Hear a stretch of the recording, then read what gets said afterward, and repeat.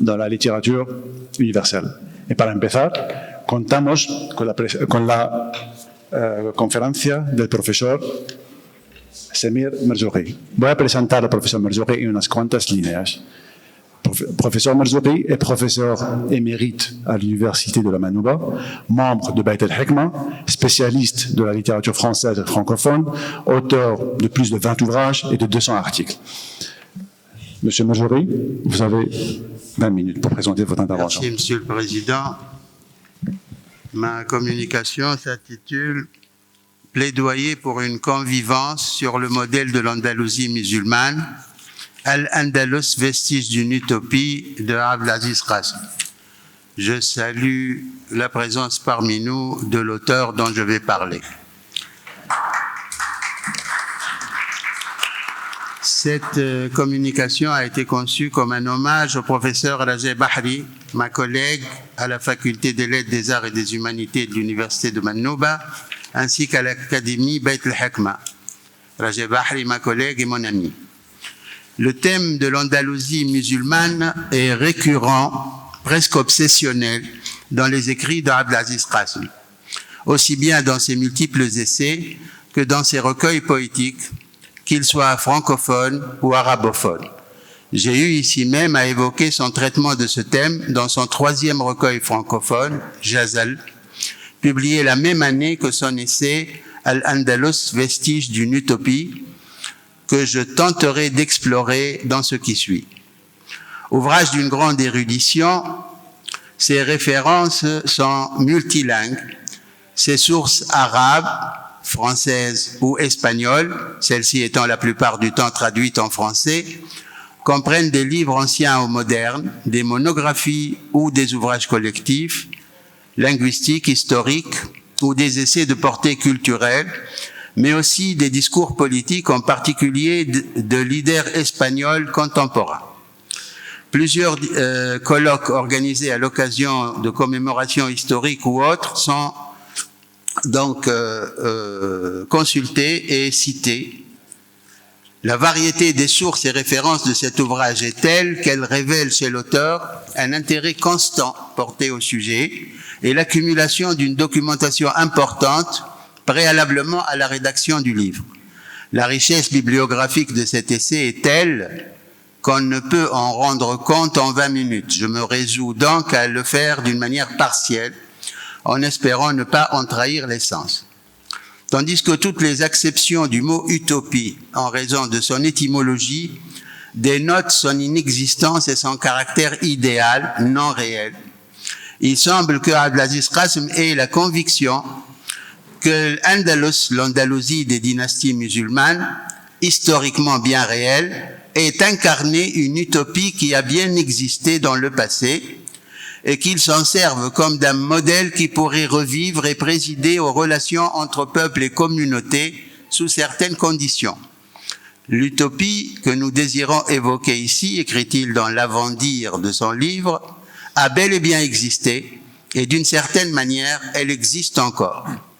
Le 2 janvier 1492, Grenade a vécu, son mythe commence, ajoute-t-il. Or, si le mythe de Grenade survit à la Reconquista, c'est qu'il incarne quelque chose de puissant, un rêve qui s'est réalisé et qui peut ressusciter. Qassim cite Oscar Wilde qui écrit « Aucune carte du monde n'est digne d'un regard si le pays de l'utopie n'y figure pas ». Ulcéré par une actualité qui ne se caractérise ni par la paix ni par la concorde, l'essayiste exhibe cet exemple historique tout au long de son essai, apportant sa pierre à l'ensemble des activités organisées de par le monde en 2011 autour de l'anniversaire de la traversée vers Gibraltar en 711 de l'homme qui a donné son nom à Gibraltar, Tariq ibn Ziyad, comme au débat passionné que cet anniversaire a provoqué sur les de la Méditerranée et ailleurs.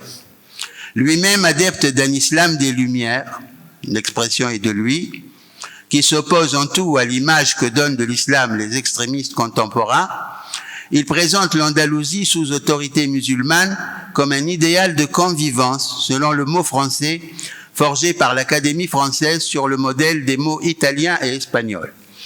Il rend hommage aux admirateurs de cette période mythique de l'histoire de l'Ibérie et du monde arabo-musulman, les morts comme les vivants, orientalistes, médiévistes et autres humanistes, défenseurs de cette utopie insigne. Ce faisant, il sait qu'il affronte deux camps qui, tout en s'opposant, s'en prennent à ceux qui, comme lui, prêchent l'entente et la réconciliation contre le choc des civilisations et l'histoire, annoncée, comme il l'écrit, par ceux qui n'en ont pas, qui n'ont pas d'histoire. Ceux qu'il avait assimilés plus haut, évoquant Bin Laden au Frankenstein de Mary Shelley, le savant fou qui avait créé un monstre. Son ouvrage est à ses yeux moins un inventaire qu'une évocation, une remembrance, peut-être un essai de remembrement d'un rêve déchiqueté, le rêve des rendez-vous ratés des continents et des hommes. Cet ouvrage se veut un appel et un rappel, comme il l'écrit. Homme du dialogue qui y a consacré une grande partie de sa vie et de son œuvre, il y revient dans cet essai, bien que passablement découragé par l'état du monde contemporain et l'exacerbation des haines et des exclusives. Il réaffirme dans cet essai un credo invariable qui a toujours présidé à sa vie comme à son œuvre. Je crois à la rencontre historique des cultures. Nulle grande idée n'est sortie d'une autarcie intellectuelle. Al-Andalus ne cesse d'appeler au métissage culturel interméditerranéen. Nostalgique d'une époque où il y avait, même dans les médias, plus de culture et de vrais savants, un Jacques Berck ou un André Miquel pour comprendre et circonscrire le problème, écrit-il, il déplore qu'on n'y voit plus, à l'heure des débats, que d'un côté, je le cite, les experts en terrorisme, de l'autre, les petits barbus de service qui encombrent le paysage.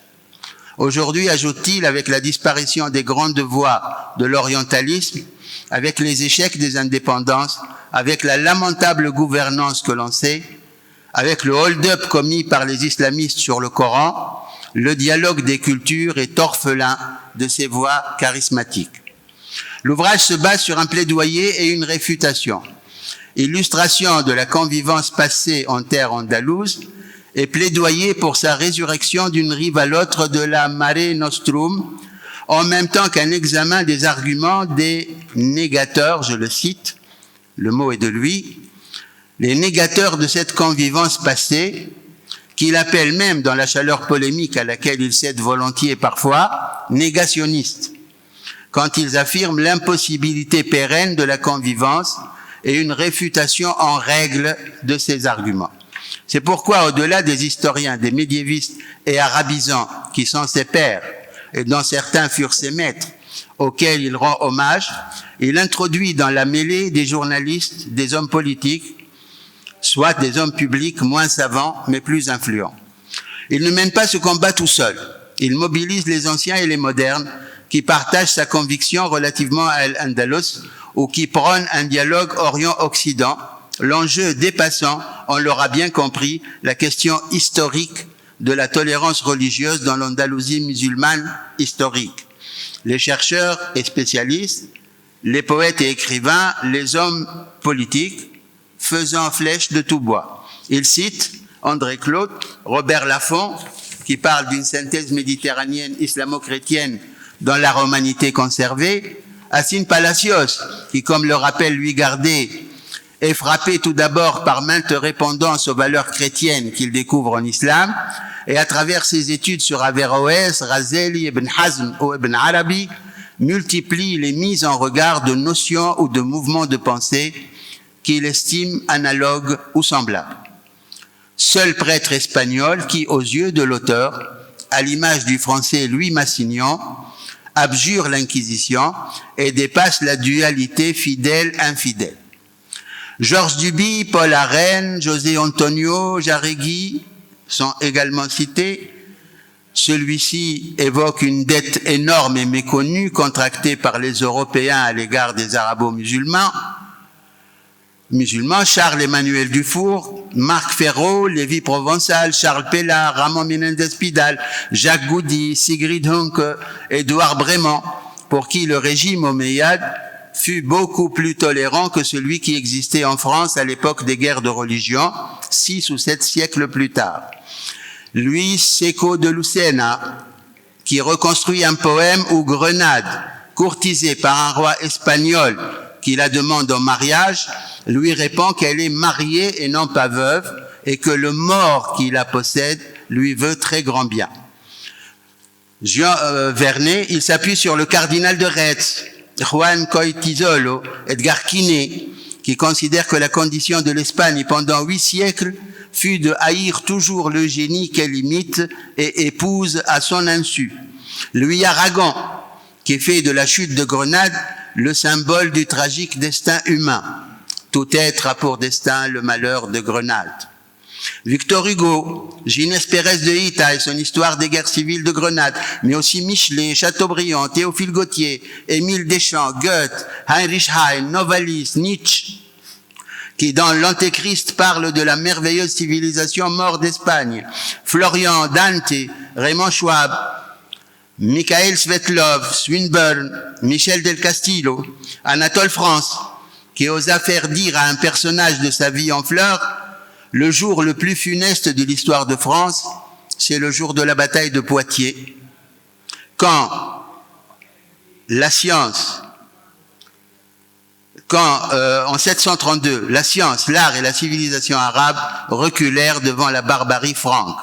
Ou encore Stendhal, qui dans De l'amour écrit « Je supplie notre orgueil de comparer les chants d'amour qui nous restent des Arabes et les mœurs nobles retracées dans les 1001 nuits aux horreurs dégoûtantes de... etc. etc. » Il met même le folklore à contribution et consacre un chapitre entier au récit fort chevaleresque et courtois de la rencontre entre Alaëd de Fort-Calquier et un prince arabe. Tout ce beau monde est mis à contribution pour affirmer fortement que Al-Andalus représentait un moment privilégié de l'histoire du monde.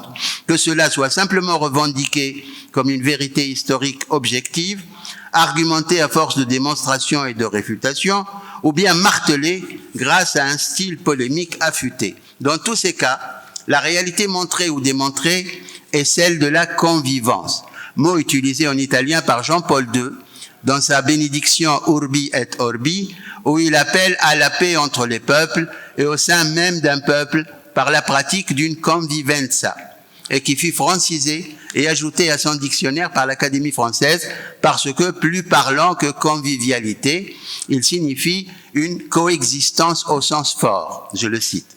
Le mot commenté par l'académicienne Florence Delay est assorti d'un exemple, d'un modèle du vivre ensemble, pacifié, celui des 8 siècles de présence arabe dans la péninsule ibérique, pendant lesquels, je la cite, juifs, chrétiens et musulmans vécurent ensemble.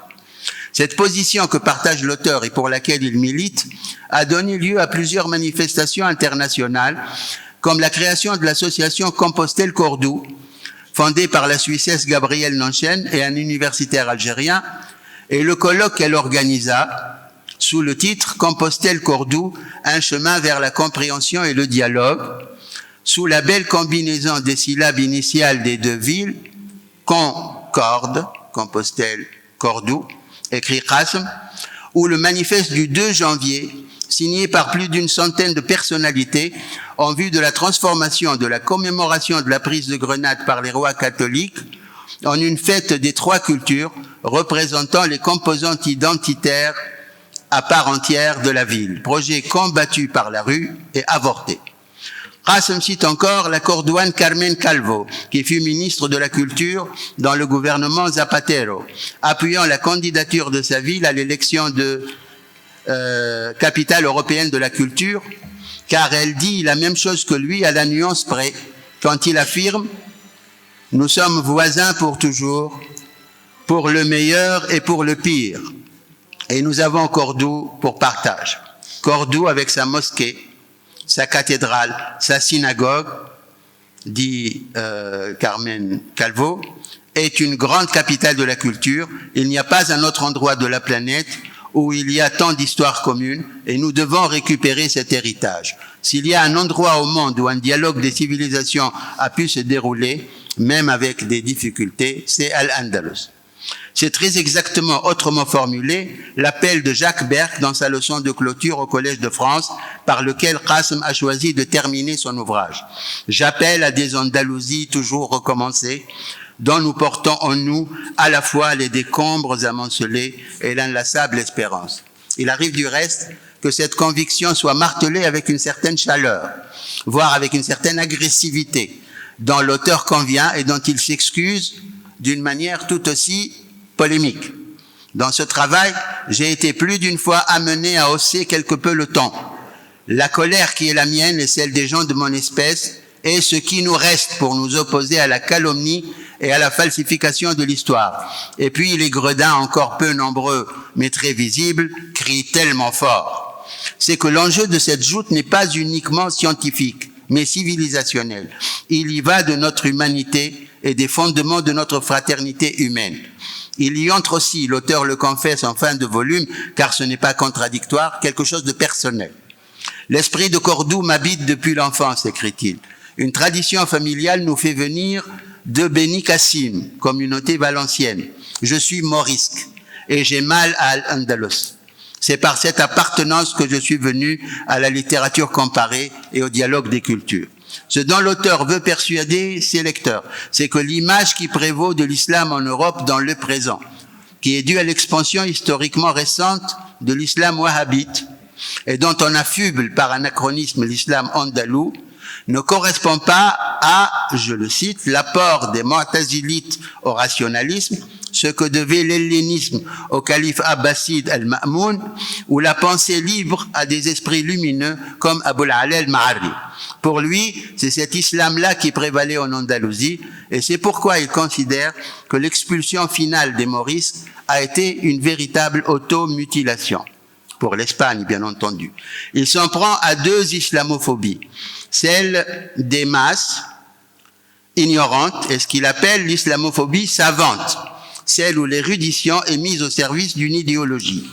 Il prend comme exemple de ce type d'idéologue Claudio Sambes Albornoz, qui prétend que les Espagnols n'ont rien appris et n'avaient rien à apprendre de ce corps étranger venu de l'autre rive que furent les Arabo-Berbères, que l'expulsion des Morisques ne doit pas être jugée à l'aune moderne des droits de l'homme, qui nie toute influence du collier de la colombe d'Ibn Hazm sur le livre de Buenamor de l'archiprêtre de Ita, contrairement à l'avis motivé de Juan Vernet qui décèle des passages versifiés de façon presque littérale et des emprunts patents. Aux yeux de Qasim, Albornoz représente la vision européocentriste partagée par beaucoup d'autres historiens, selon lesquels l'islam andalou n'a pas orientalisé l'Espagne, c'est plutôt celle-ci qui l'a occidentalisée.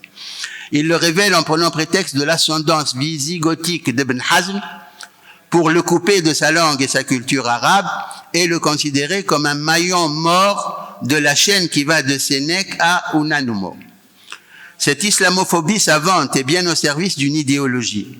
Qasim le montre clairement en rappelant la réaction d'Albornoz devant le projet d'établissement d'une liaison permanente entre le Maroc et Gibraltar. Voici ce qu'écrit Albornoz de ce projet. Le danger islamiste nous est venu de Tariq ibn Ziyad, du temps où n'existait aucune liaison terrestre. Comment peut-on alors souscrire aujourd'hui à l'idée d'un pont entre l'Espagne et l'islam? Les relents de l'idéologie se perçoivent ici, est-il besoin de le dire, dans le remplacement du nom du Maroc par le mot islam, comme si le Maroc n'était que la frontière d'un vaste empire sans frontières, rempli de musulmans qui risquent de déferler sur l'Espagne à travers ce pont, et l'usage anachronique du mot islamisme pour évoquer le conquérant amazigh de l'Espagne. La chanson de Roland prêtait aussi à Charlemagne un zèle chrétien qu'il n'avait pas. Mais la chanson de Roland n'est qu'une fiction, et la réaction d'Albornoz est bien réelle.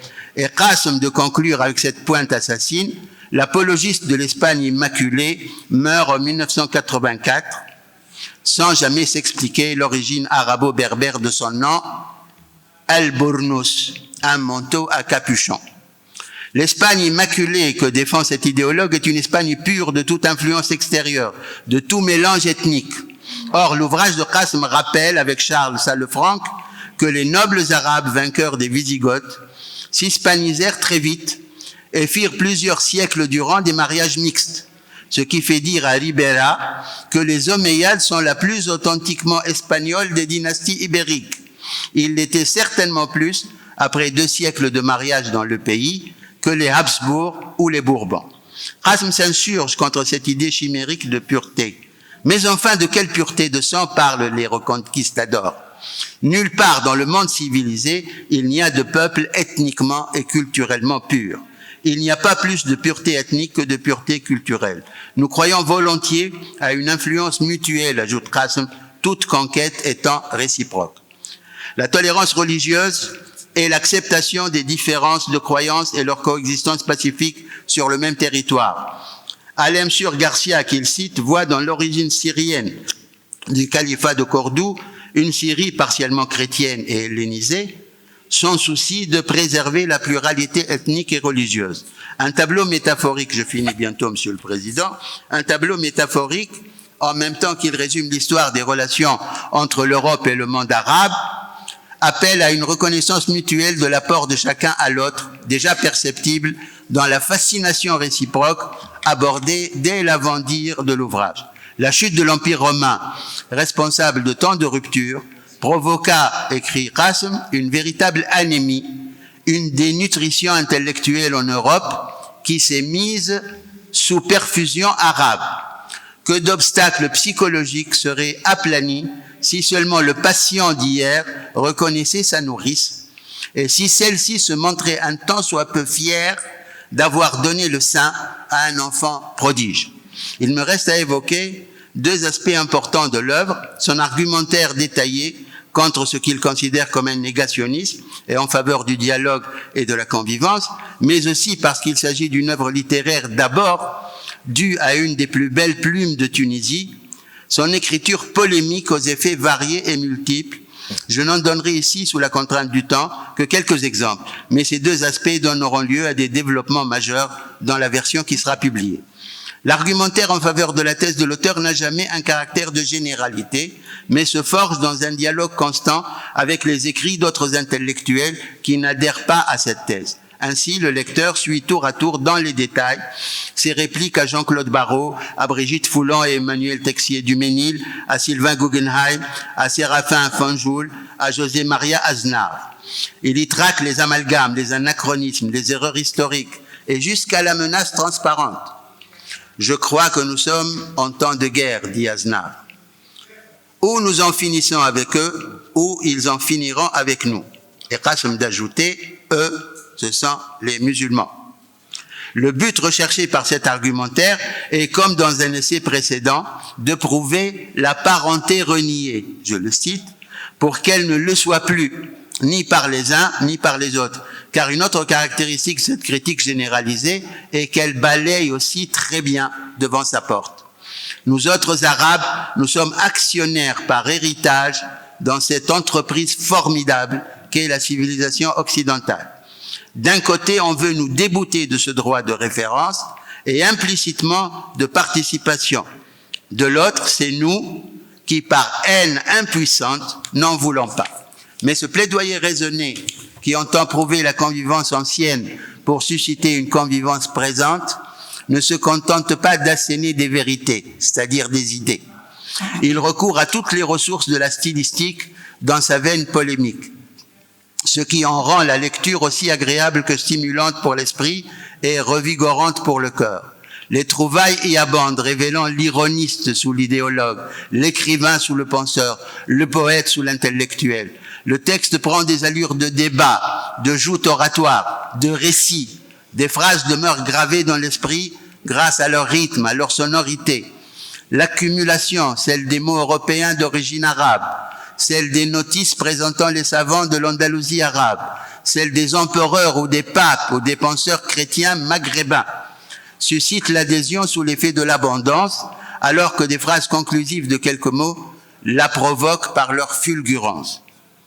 L'humour, le maniement savant de registres variés, la hauteur de vue qui voisine avec la satire la plus féroce, le sourire en coin de l'intelligence moqueuse, tout cela donne à ce petit chef-d'œuvre une force de persuasion et une efficacité redoutable.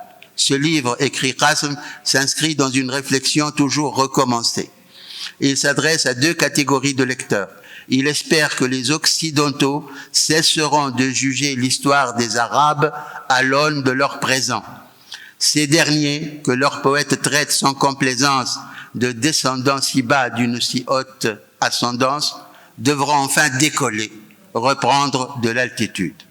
Toutes les ressources de l'écriture, et elles sont immenses, chez Qasim, y contribuent, chacune à sa place dans une ordonnance parfaite, maniant les mots au service des idées, mais en gardant aux mots leur impact et leur créativité. Merci de votre attention. Merci, profesor Merzougui. Muchas gracias, profesor Merzougui, por su pertinente conferencia sobre Abdelaziz Qasim y su obra. Como vamos un poco apretados de tiempo, vamos directamente con las conferencias para ganar y tener más tiempo para el debate. Y ahora doy la palabra a la profesora Leila Bokra, que voy presentando. Professeur, Madame Leila Bokra est diplômée des études avancées de l'Université d'Oviedo, en Espagne, docteur de cette même université. Elle est professeure titulaire en littérature espagnole de l'Université de la Manova, à la Faculté des Lettres, des Arts et des Humanités. Depuis 2019, elle est coordinatrice du Master Recherche en Lettres et Civilisation hispanique du département de Philologie hispanique de la Faculté des Lettres, des Arts et des Humanités de Tunis. Elle est également coordinatrice du Centre Carrière et de certification et des compétences de cette faculté, ainsi que membre de sa commission qualité depuis 2025. Depuis 2025, elle fait aussi partie du conseil éditorial de la collection Investigaciones Teatrales de la Fondation universitaire espagnole.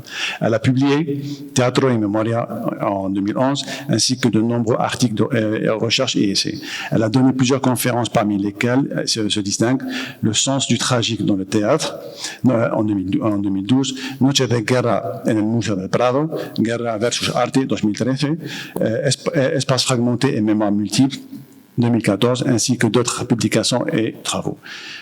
Ceci dit, Madame Bokra, la parole est à vous. Merci beaucoup, monsieur. Merci beaucoup, Monsieur le Président. Tout d'abord, avant de présenter ma communication, je voudrais moi aussi rendre hommage à mon professeur. Pendant ce matin, toute cette matinée, on a parlé de Madame Rajeh Yassine Bahri en tant que chercheuse, en tant qu'académicienne aussi, présidente et leader et mentor de beaucoup de projets qui concernent la thématique de l'histoire de l'Espagne, de son histoire médiévale. Moi, j'aimerais, depuis cette tribune, lui rendre hommage en tant que professeur aussi. Madame Bahri a été une source d'inspiration pour nous, qui avons eu la chance de la voir. Elle nous a ouvert les portes de l'Espagne en nous encourageant à continuer nos travaux en dehors de notre espace de confort, et elle n'a jamais cessé d'être derrière nous, si je puis dire, Madame Bahri, pour toujours nous pousser à nous surpasser.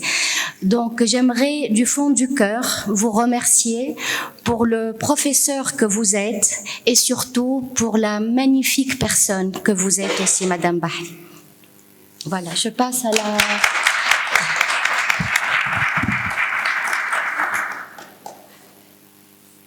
Bueno. El título de mi ponencia es La presencia de lo árabe en los cuentos del Aleph, la busca de Averroes y Aben Hakan el-Bukhari muerto en su laberinto.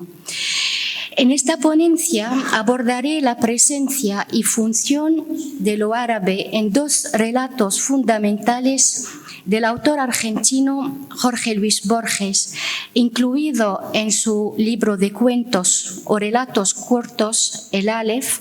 Estos dos relatos se titulan La busca de Averroes y Aben Hakan el-Bukhari muerto en su laberinto. Mi propósito es mostrar que lo árabe en Borges no es un simple decorado orientalista, sino la base filosófica, literaria y metafísica desde la cual el autor construye su visión del universo, del tiempo, de la identidad y, en última instancia, de la condición humana. Parto de una premisa central. La obra de Borges crea un diálogo radical entre Oriente y Occidente, no desde la perspectiva postcolonial señalada por Edward Said, sino desde un universalismo intelectual donde el mundo islámico, su literatura, su filosofía y su música se integran profundamente en el imaginario borgiano. En efecto, la literatura de Borges se construye sobre una convicción de que toda cultura es esencia, es un archivo infinito de símbolos, traducciones y reescrituras.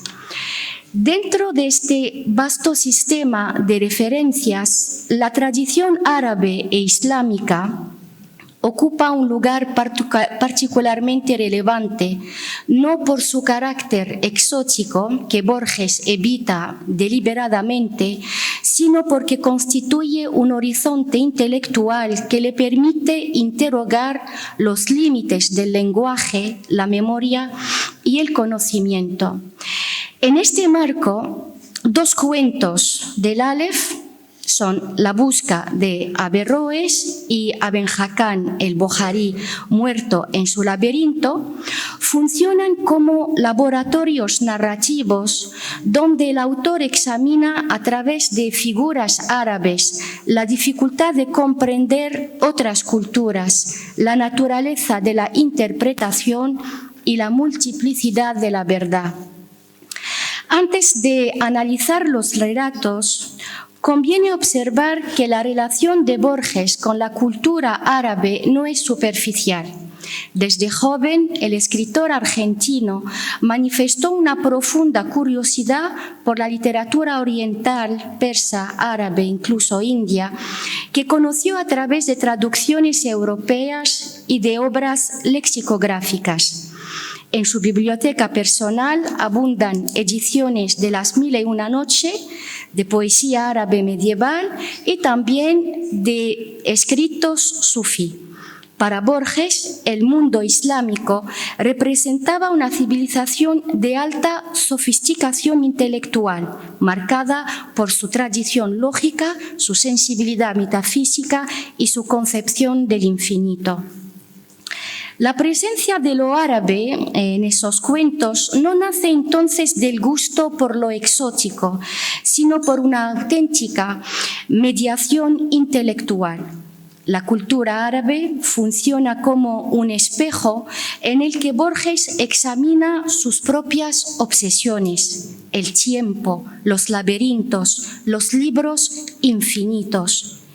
Esta perspectiva explica por qué en el Aleph los personajes árabes no aparecen como figuras decorativas, sino como agentes de reflexión filosófica. En La busca de Averroes, Borges construye una ficción metaliteraria en torno a la figura histórica del filósofo andalusí Abul Walid ibn Rushd, conocido en Occidente como Averroes.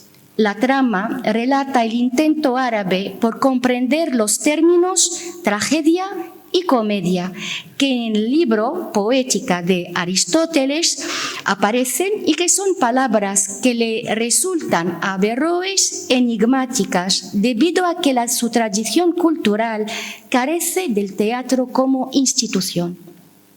Borges utiliza esta situación para plantear un problema filosófico de gran alcance. ¿Hasta qué punto puede una cultura comprender plenamente los conceptos fundamentales de otra?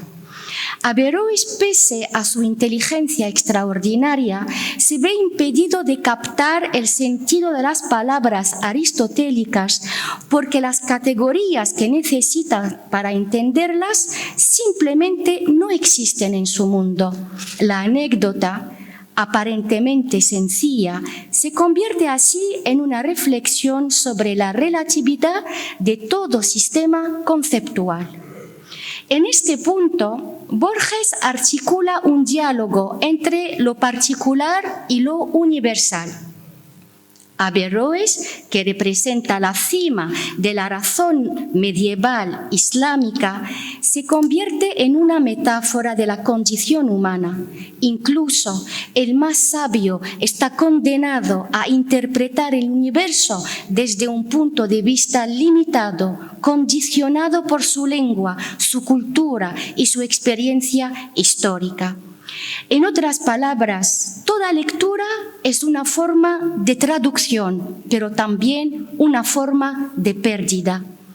Por otra parte, Borges introduce un elemento autorreferencial. Él mismo, narrador del cuento, confiesa su incapacidad para imaginar de forma completa el mundo árabe del siglo XII. La imposibilidad de Averroes es paralela a la de Borges. Esta simetría refuerza la idea que el conocimiento está siempre mediado por filtros culturales, de que comprender al otro es un gesto necesariamente incompleto y de que la historia entera de la filosofía puede leerse como un intento humano por traducir lo intraducible. Finalmente, la búsqueda de Averroes, este relato corto, subraya la distancia entre los signos y las cosas. Los conceptos no existen por sí mismos, sino dentro de constelaciones culturales particulares.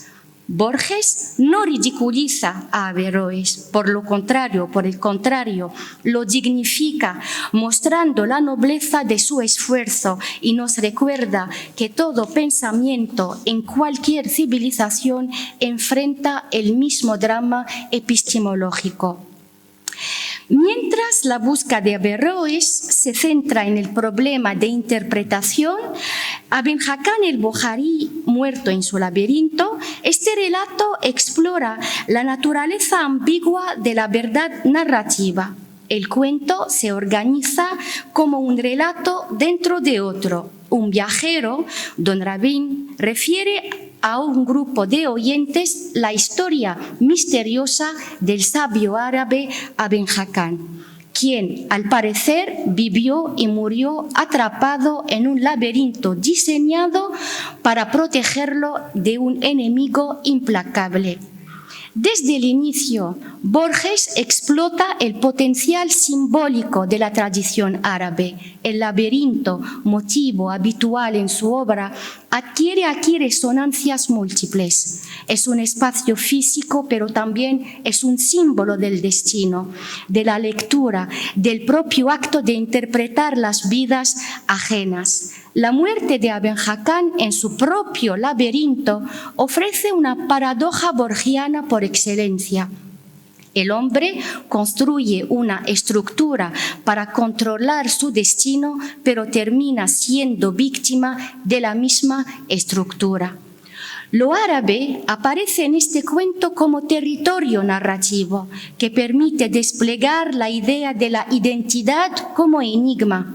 Ibn Hakan y Said y su enemigo parecen interpretar roles, reflejar, confundirse y autorreflejarse. El lector nunca llega a saber con absoluta certeza quién es quién o cuál es la versión auténtica de los hechos relatados. Borges muestra así cómo la verdad puede adoptar múltiples formas, tanto en la tradición árabe, rica en relatos de duplicidad, máscaras e ilusiones, como en la literatura universal.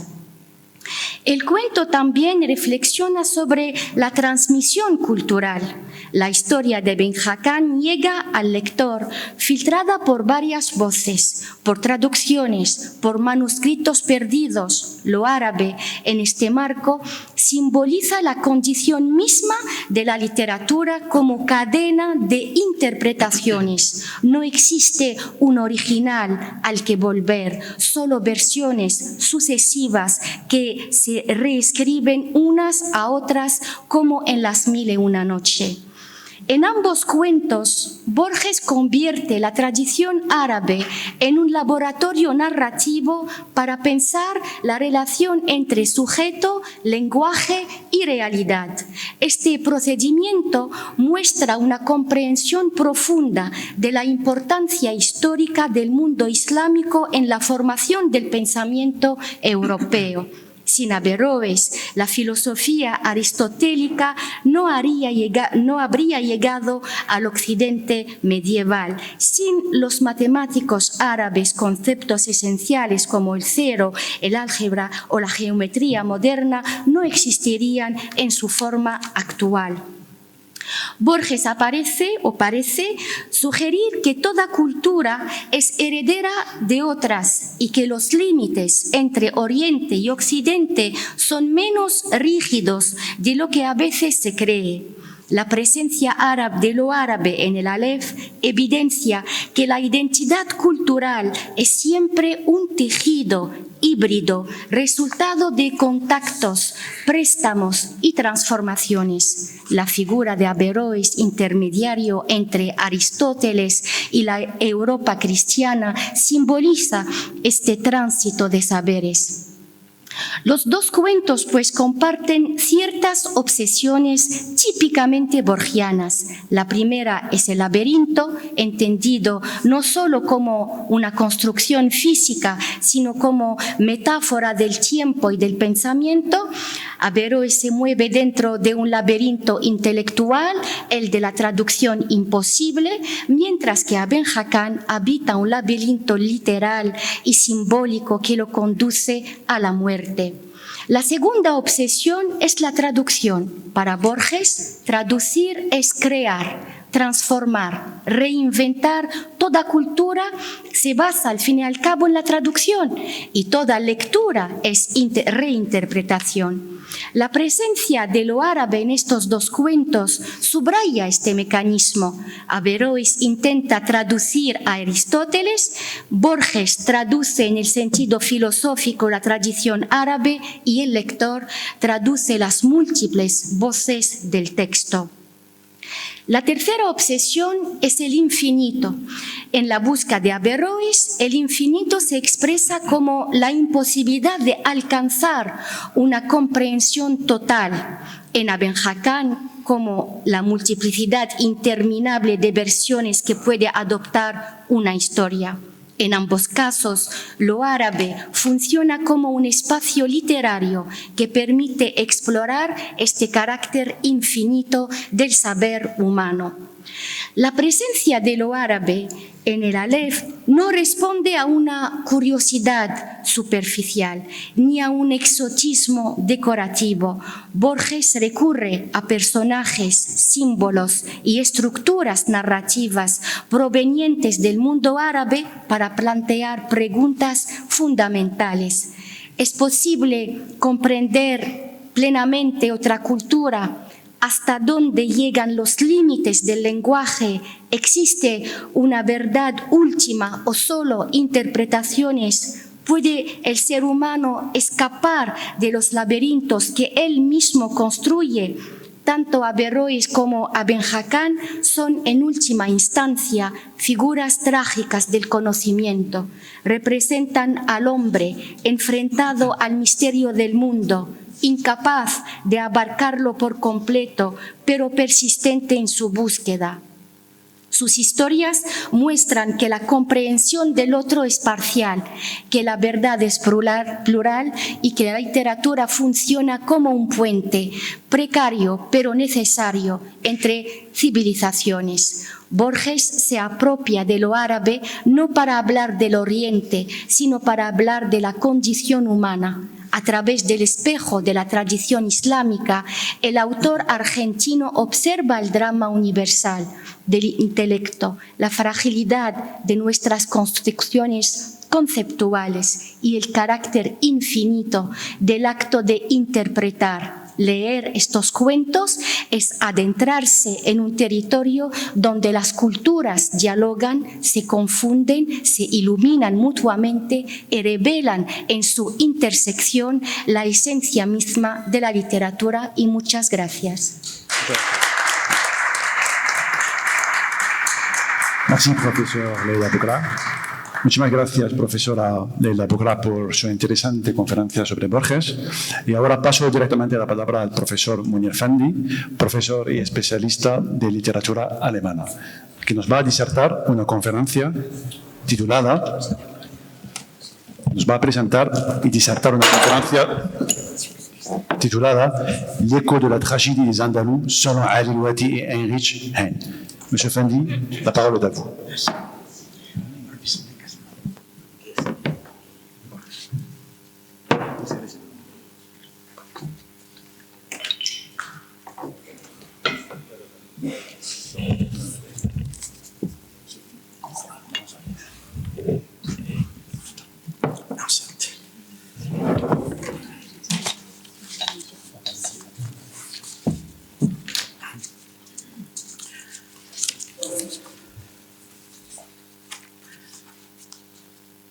دونك العنوان صدى المحنة الأندلسية عند علي اللواتي وهاينريش هاينه. أهداني الأستاذ علي اللواتي ذات يوم كتيبا انطوى على مسرحية في خمسة فصول من تأليفه صدرت سنة 2007 تحت عنوان من أجل بياتريس.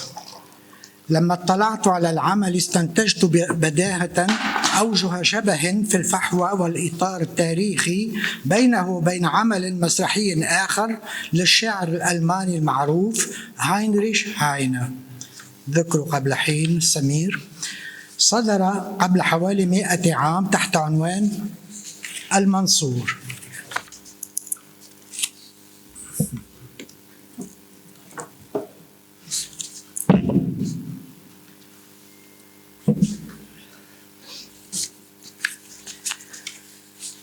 اتضح لي أن المؤلف التونسي لم يكن على علم بالأثر الألماني قبل أن أعرفه به، فتأكد بذلك أن الشبه جاء من باب الصدفة، أو بالأحرى بحكم تلاق عفوي بين قريحتين مختلفتين عند موضوع واحد أثر فيهما تأثيرا إبداعيا فألهمهما وأوحى لكل منهما مسرحيته المعبرة والمثيرة. وقد يتطلب هذا التوافق الشعري دراسة أدبية معمقة لا سيما في مجال الأدب المقارن، لكننا نكتفي هنا بالوقوف على تلاقي المبدعين في تناول حدث تاريخي معين حسب ما هو معروف عامة، واستبيان مدى استيعابهما له وتأثيره فيهما تأثيرا عاطفيا قبل كل شيء.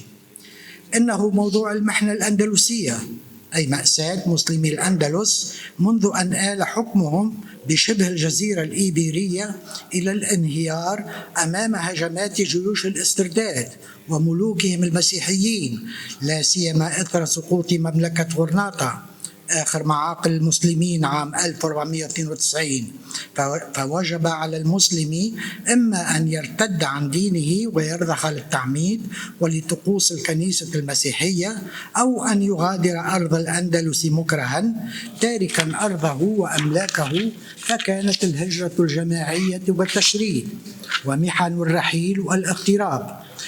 وبقي من المسلمين فيما كان أندلسهم عدد قليل، إما بالتخفي والاعتصام ببعض الجبال والمناطق الوعرة، أو بافتعال التنصر مواربة، فظلوا محل ريبة ووشاية وتهديد تحت رحمة السلطة الحاكمة، وعرضة لبطش محاكم التفتيش الدينية واستبدادها، إلى أن تقرر عام 1609 بأمر ملكي إخلاء إسبانيا من المسلمين كافة، وذلك بترحيلهم عنوة، فكانت هجرة قاسية أخرى ونكبة وتشريد.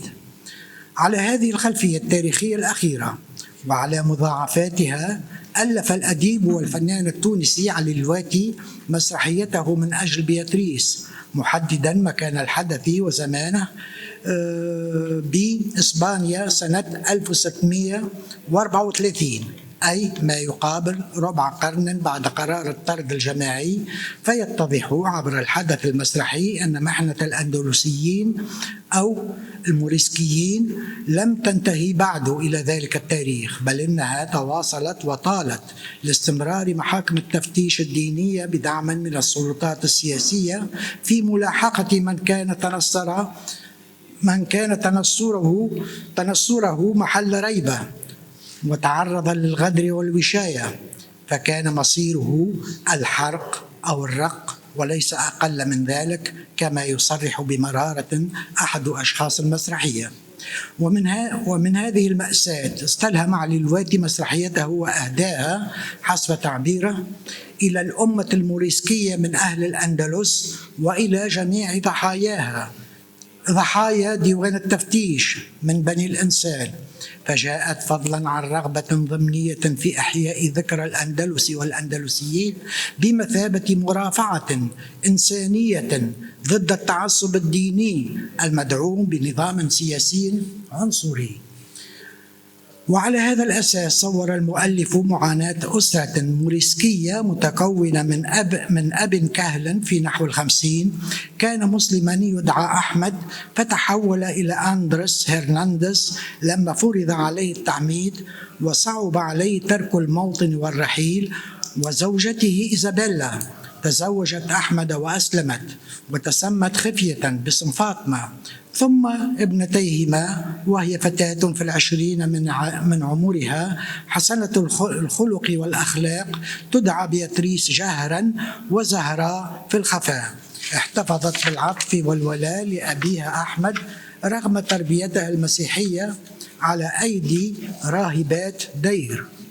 وقد تشبثت الأسرة بالبقاء بإسبانيا وتحملت أعباء ذلك ومخاطره، ورغم كل التنازلات من استبدال العقيدة والهوية والتكيف الضروري مع الطقوس المسيحية وممارساتها، فإنها لم تسلم من الملاحقة والمضايقات، وصارت عرضة لكيد المحتالين والأوغاد الانتهازيين الطابعين في البنت الجميلة وفي رزق والدها القليل، كما أنها لم تغب عن عيون السلطات الحكومية أي العائلة الساهرة بالمرصاد، ولم تأمن قط من شبح ديوان التفتيش الرهيب المنذر بالتعذيب والإعدام حرقا بتهمة ممارسة طقوس المسلمين بمجرد وشاية واشن لئيم جسده المؤلف في شخصية ألانزو هيريرا المتظاهر بالصداقة والإخلاص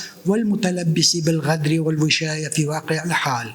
وأدى الأمر إلى أن قرر الأب أخيرا تفضيل الهجر السري إلى غربة مريبة واعيا حسب تصريحه بما عاناه بعض أهلنا المنكوبين الذين عبروا بعد الطرد إلى الساحل الإفريقي على البقاء ببلد أصبحوا فيه غرباء كما يقول.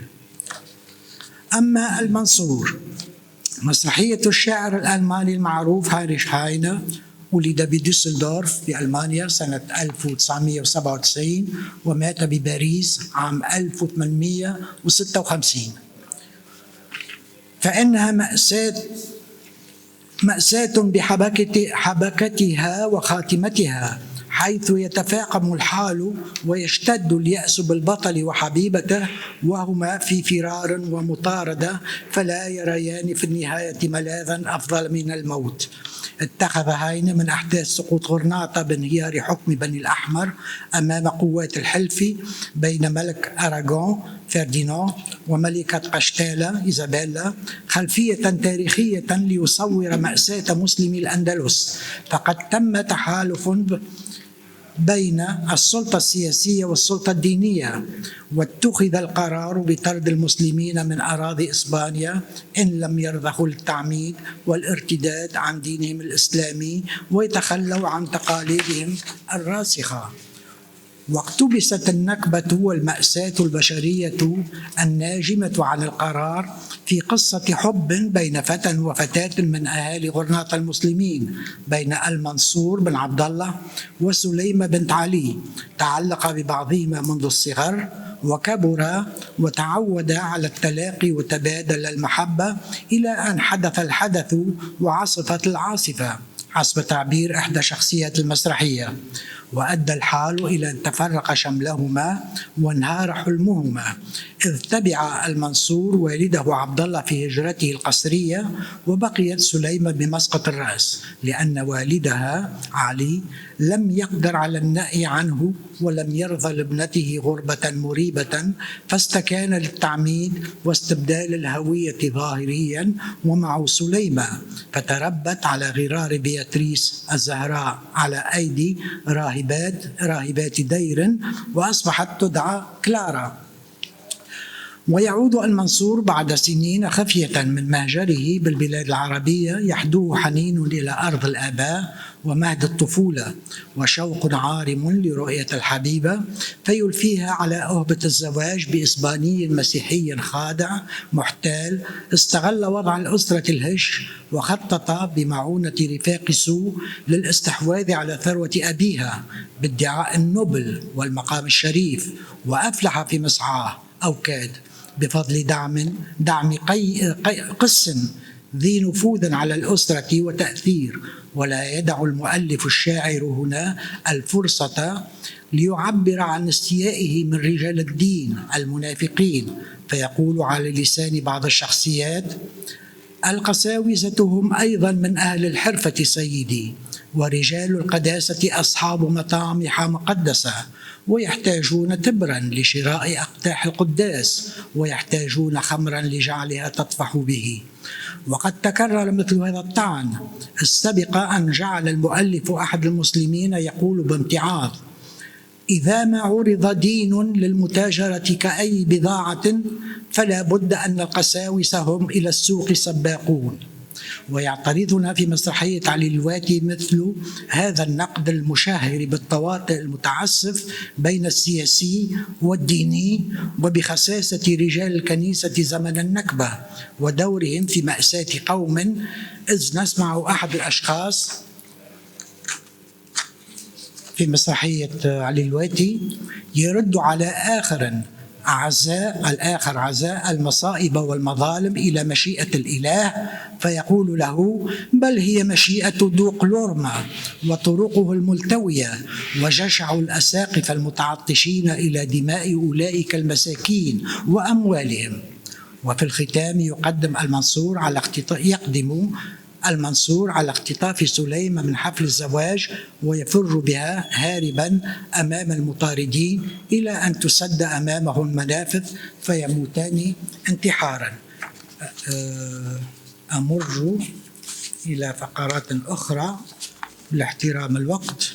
هكذا رأينا الشاعرين التونسي المعاصر والألماني القديم يتفقان كذلك في التنديد بالمؤسسة الدينية وبجرائمها في حق مسلمي الأندلس زمن انهزامهم وطردهم أو من تبقى منهم متأخرا، فظل تحت رحمة المنتصرين المسيحيين، كما أنهما يفصحان عبر عملهما على السواء عن تعاطف بين متين مع المسلمين باعتبارهم ضحايا منكوبين، هذا فضلا عما تخلل كلا العملين وزخر به من تعابير الحسرة والأسى ومواطن الرثاء على فقدان الأندلس المسلمة وانقراض حضارتها.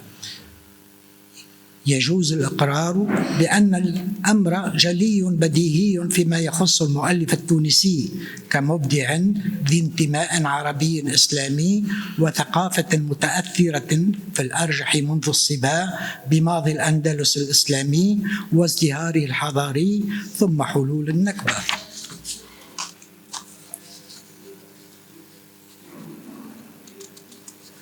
لكن الحالة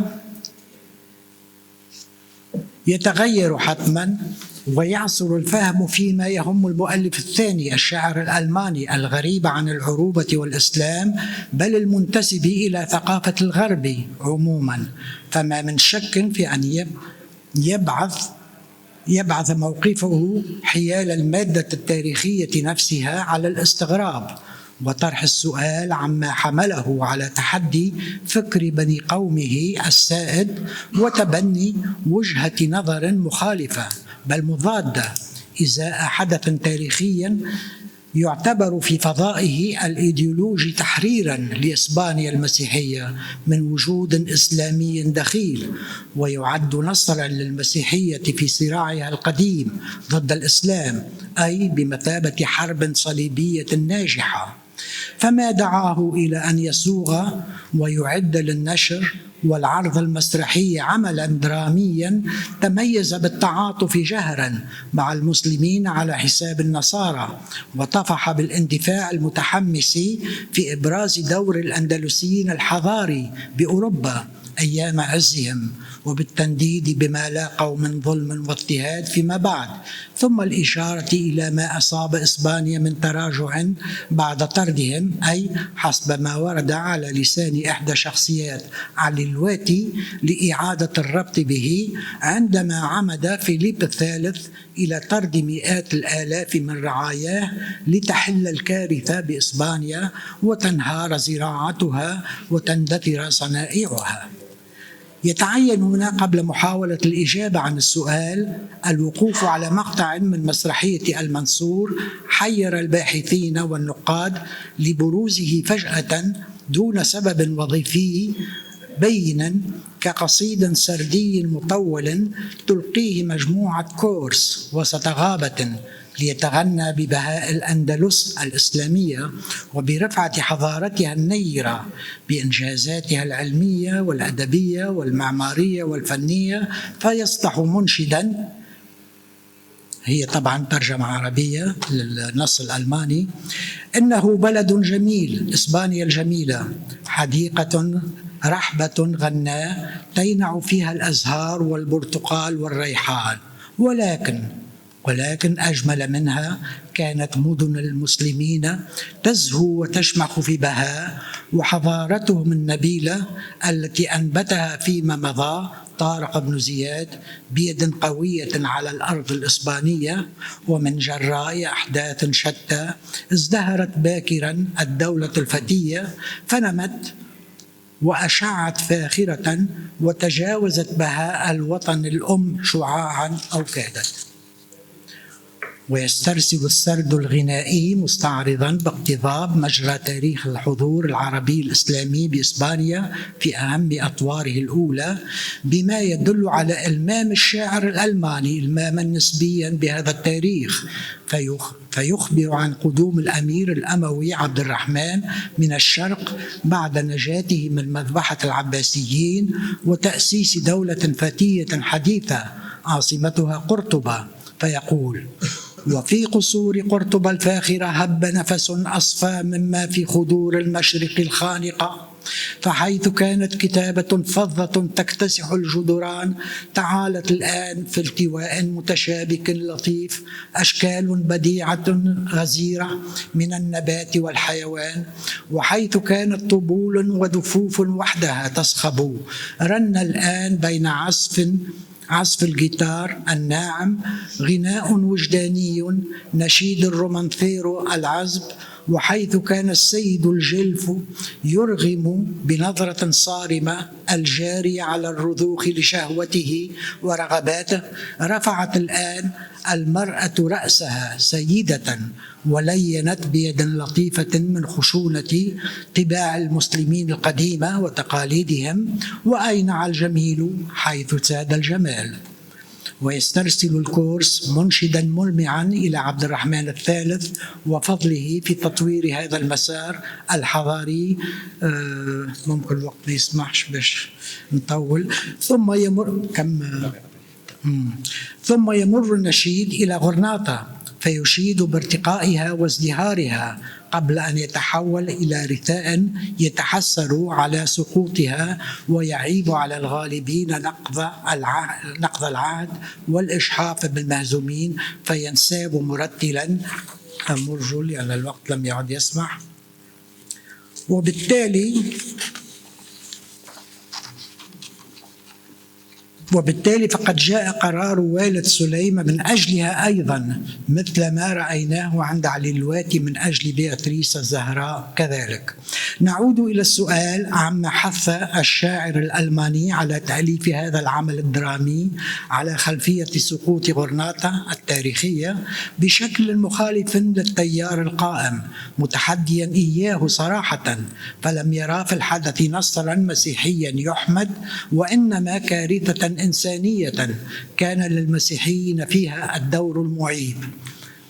ويزداد الأمر خطورة وتعقيدا بالنظر إلى زمن التأليف، أي حوالي 1820، حيث شهدت ألمانيا تحت تأثير الحركة الرومانطيقية، وبعدما عاشت من أحداث جراء الثورة الفرنسية وحملات نابليون، شهدت استفاقة قومية أفرزته حنينا ماضويا يشيد بالعصر الوسيط ووحدة الكنيسة المسيحية وقداستها، وعلى نقيض أعمال أدبية متزامنة أخرى اندرجت في ظاهرة يعبر عنها في تاريخ الأدب الألماني بلفظة ماورن رومانتيك، يظل واضح المعنى.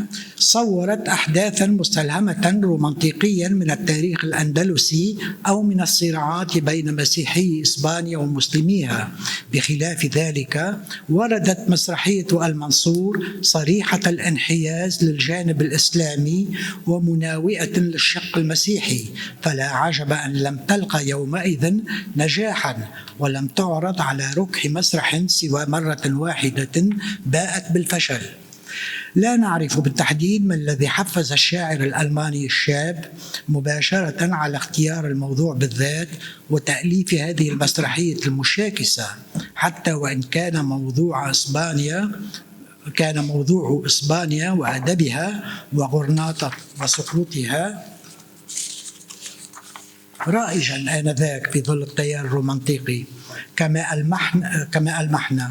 كما لا يستبعد أن يكون لظهور عمل غوته ذي المنحى الشرقي، أي الديوان الغربي الشرقي سنة 1819، دور تحفيزي أيضا، لكننا نعرف من خلال مراسلات هاينه وشهادات الأصدقاء أنه على نقيض ما ذهب إليه بعض النقاد لم يقتصر كغيره على اتخاذ المادة الأندلسية كمسحة سطحية أو مجرد قناع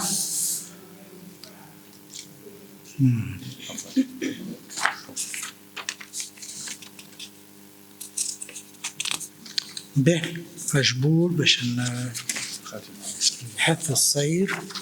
هكذا جاءت مسرحية المنصور للشاعر الألماني هايريش هاينه تطفح بالإعجاب والتنويه بالأندلس الإسلامية والتحسر على أفولها من جهة، وبالشفقة والأسى على مطير المهزومين، والتنديد بالمنتصرين وفضح سلوكهم من جهة أخرى. ولا شك في أن جانبا زاد الشاعر الألماني الشاب اهتماما وولعا بالعهد الأندلسي الإسلامي وتأثرا بمآله المأساوي يخص ما استنبط بالدراسة والبحث من الارتباط المصيري بين مسلمي الأندلس ويهودها في المجد والازدهار طيلة قرون، حيث لاحت له دلائل تسامح وتعايش سلمي أفضى إلى انبثاق فكر يهودي رفيع وأدب راق، ثم في المحنة والابتلاء في النهاية على أيدي المسيحيين وكنيستهم المتزمتة. ولم لم يرتبط هاينه باليهودية ولا بأي دين آخر ارتباطا متينا، وهو منذ صباه تلميذ فولتير، وفي شبابه نصير نابليون ومناضل تحرري، لكنه أحس وتألم ورد الفعل بالقلم كلما جدت حملة ضد اليهود، فاستنكرها باعتبارها ظاهرة شاذة من مظاهر التعصب الديني والتمييز العنصري. فضلا عن الجانب التاريخي الذي ركزنا عليه البحث، فإن مسرحية المنصور تتميز بشكل لافت بمسحة شرقية لا تقف عند العنوان والأسماء فحسب، بل تنبلج بقوة في أقوال شخصيات عربية الأصل وإسلامية العقيدة، وفي حواراتهم الزاخرة بالصور والتشابيه والاستعارات وما إلى ذلك من أساليب البلاغة الشرقية. وفي هذا الصدد أيضا يتاح الاستدلال بتأثير مطالعات هاينة التي تزامنت مع نشأة هذا العمل المسرحي، فقد اعتمدها واستنار بها بغية استيعاب الروح الشرقية وإبراز الهوية العربية والإسلامية لشخصياته في تصورهم ومنطقهم وأسلوب خطابهم. ومن أبرز هذه النصوص المعتمدة ترجمة ألمانية للمعلقات السبع صدرت سنة 1102 أشفعها صاحبها المستشرق أنتون هارتمان وأثراها بتعاليق مسهبة وإحالات شتى للتعريف بالشعر العربي القديم وأغراضه وظروف عيش أصحابه. ولعلنا لا نخطئ إن لمسنا في المشهد الافتتاحي حيث يظهر المنصور في مناجاة شجية واستذكار أليم وسط بقايا قصر أبيه ومهد صباه وغرامه، فتخال الموقف مستلهما رأسا من ظاهرة الوقوف على الأطلال في الشعر العربي القديم. ومن أهم ما استند إليه هاينه ونهل منه أيضا قصة مجنون ليلى، كما تلقاها عن ترجمات لأعمال من الأدب الفارسي، إذ نجد صداها في المسرحية مستفيضا إلى حد خاتمتها، حيث يلقي المنصور بنفسه من أعلى صخرة محتضنا سليمة ومتوهما في هذيان جنوني أنه المجنون ينجو بليلاه من عالم الأشرار إلى آخرة طيبة حيث يغمرهما الهناء.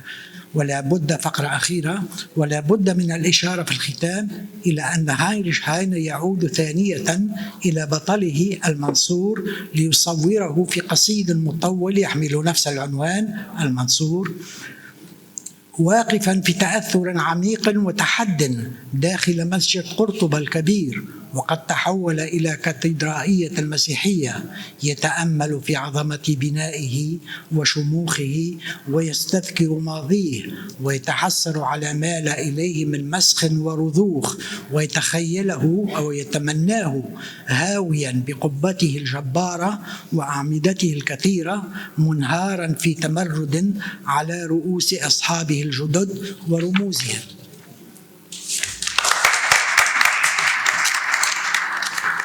شكرا لكم أستاذ منير الفندي لمداخلتكم القيمة ولإماطة اللثام عن قضية الأندلسيين من خلال كتابات علي الواتي وهنريش هاين. Pues ahora bien, nos queda una última conferencia dada por el profesor Alfredo Alvar. Pues Alfredo Alvar es miembro corresponsal de la Real Academia de Historia de Madrid, que nos va a disertar una conferencia sobre Cervantes, ses amis et Tunis.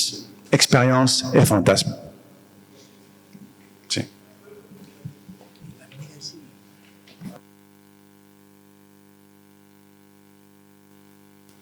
La parole est à vous, Monsieur Alvar.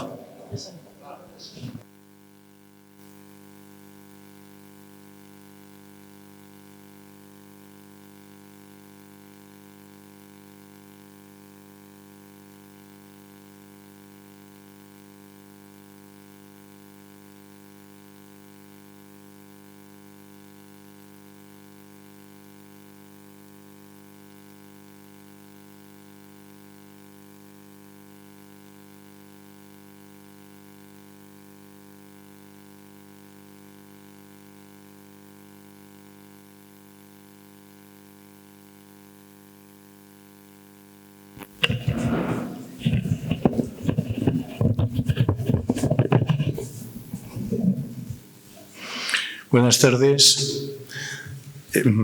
Voy a hablar en español. Así que agradezco a los traductores su trabajo. Hablaré despacio para que todo sea más llevadero. Y allá vamos.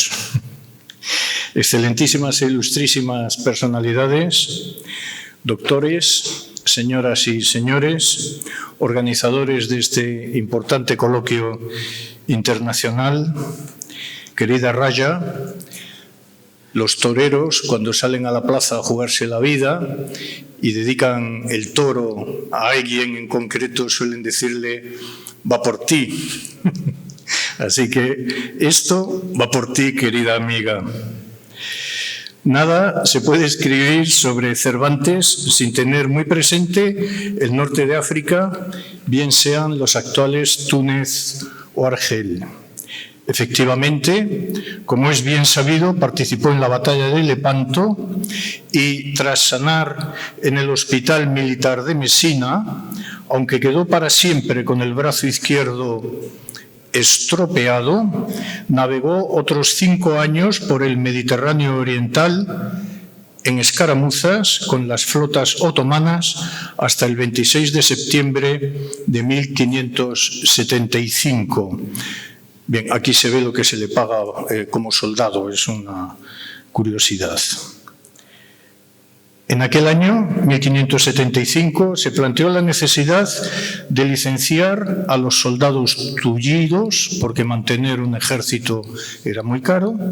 Como así se hizo, y volviendo a España, él y su hermano Rodrigo fueron cautivados en la galera Sol, que los condujo a Argel. Aquí se ve lo que se le pagaba a Miguel de Cervantes mientras estaba en el hospital en Mesina, estaba herido y se le pagaban 20 ducados de ayuda como en hospitales militares del rey de España. Paso a la página 2, tercer párrafo por abajo. Es que he quitado mucho texto. Estuvo cautivo en Argel desde el 26 de septiembre de 1575, en que fue capturado, hasta el 19 de 1580, en que fue rescatado por un fraile trinitario, Fray Juan Gil. Y en el entretanto, 4 intentos de fuga y otras tantas delaciones. Se ha escrito y hasta se acaba de hacer cine, argumentando que si no se le ejecutó, cuando se le detenía era porque tenía tratos carnales con su amo o con el bey de Argel. Vaya. Tal vez sea más fácil pensar que no se le ejecutaba porque era un, entre comillas, preso de rescate, porque era un importantísimo valor económico. Él lo dice en El Quijote, primera parte, capítulo 40. Bueno, esta es la cueva en la que estuvo 6 meses oculto en uno de los intentos de fuga en Argel. La Embajada de España intenta mantener la cueva con dignidad, pero no se puede, según se ve, vamos, por el personaje que hay delante.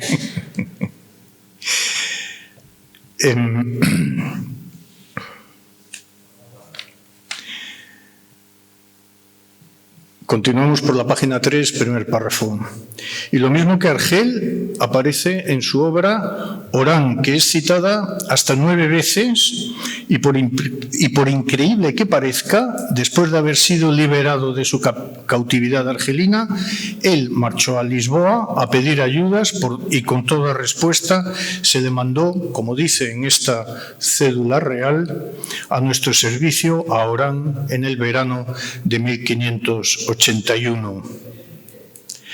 Así es que aquel individuo de 34 años de edad, soldado en Lepanto, herido, reembarcado durante 1572 a 1575 por el Mediterráneo oriental y central, cautivo después durante 5 años, recibía por toda recompensa o la nada o el ir a Orán a nuestro servicio. En este punto ha de entrar, pues, su segundo apellido, porque ni él ni nadie le apellidó nunca Cortinas, que era el apellido de la madre, sino que en estas fechas, alrededor de 1585, empezó a usar el famosísimo y enigmático Saavedra. ¿De dónde se sacó él el apellido Saavedra? Pues no tenía ninguna relación familiar. Como acabo de reivindicar en una biografía que he hecho sobre Miguel de Cervantes, en 1585, como ven en pantalla, se publica La Galatea y en la dedicatoria a Ascanio Colonna es la primera vez que aparece como Miguel de Cervantes Saavedra. Aquí, a ver... Bueno, Miguel de Cervantes Saavedra. En estos días también firma un contrato con un autor de comedias. Esto es, con un empresario teatral para escribir 2 obras que se han perdido. Una de las 2 tuvo un éxito acaso clamoroso y se trata de La Confusa, a la que dedica entrañables elogios en otras obras suyas del propio Miguel de Cervantes, El viaje del Parnaso y La Adjunta. En fin, la otra comedia de la que no hay noticias es El trato de Constantinopla y la muerte de Celín. Corría el 5 de marzo de 1585 y, como ven, firma Miguel de Cervantes. Todavía no utiliza en sus firmas Saavedra.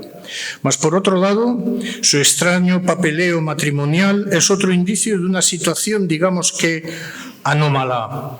La carta de dote de Miguel de Cervantes Saavedra a favor de su mujer Catalina de Palacios no se entregó hasta el 9 de agosto de 1586. Pues bien, en esta carta dotal es en el primer documento de 1586 en el que aparece la firma manuscrita y hológrafa de Miguel de Cervantes Saavedra, según se puede intentar ver en ese borrón que ven ahí.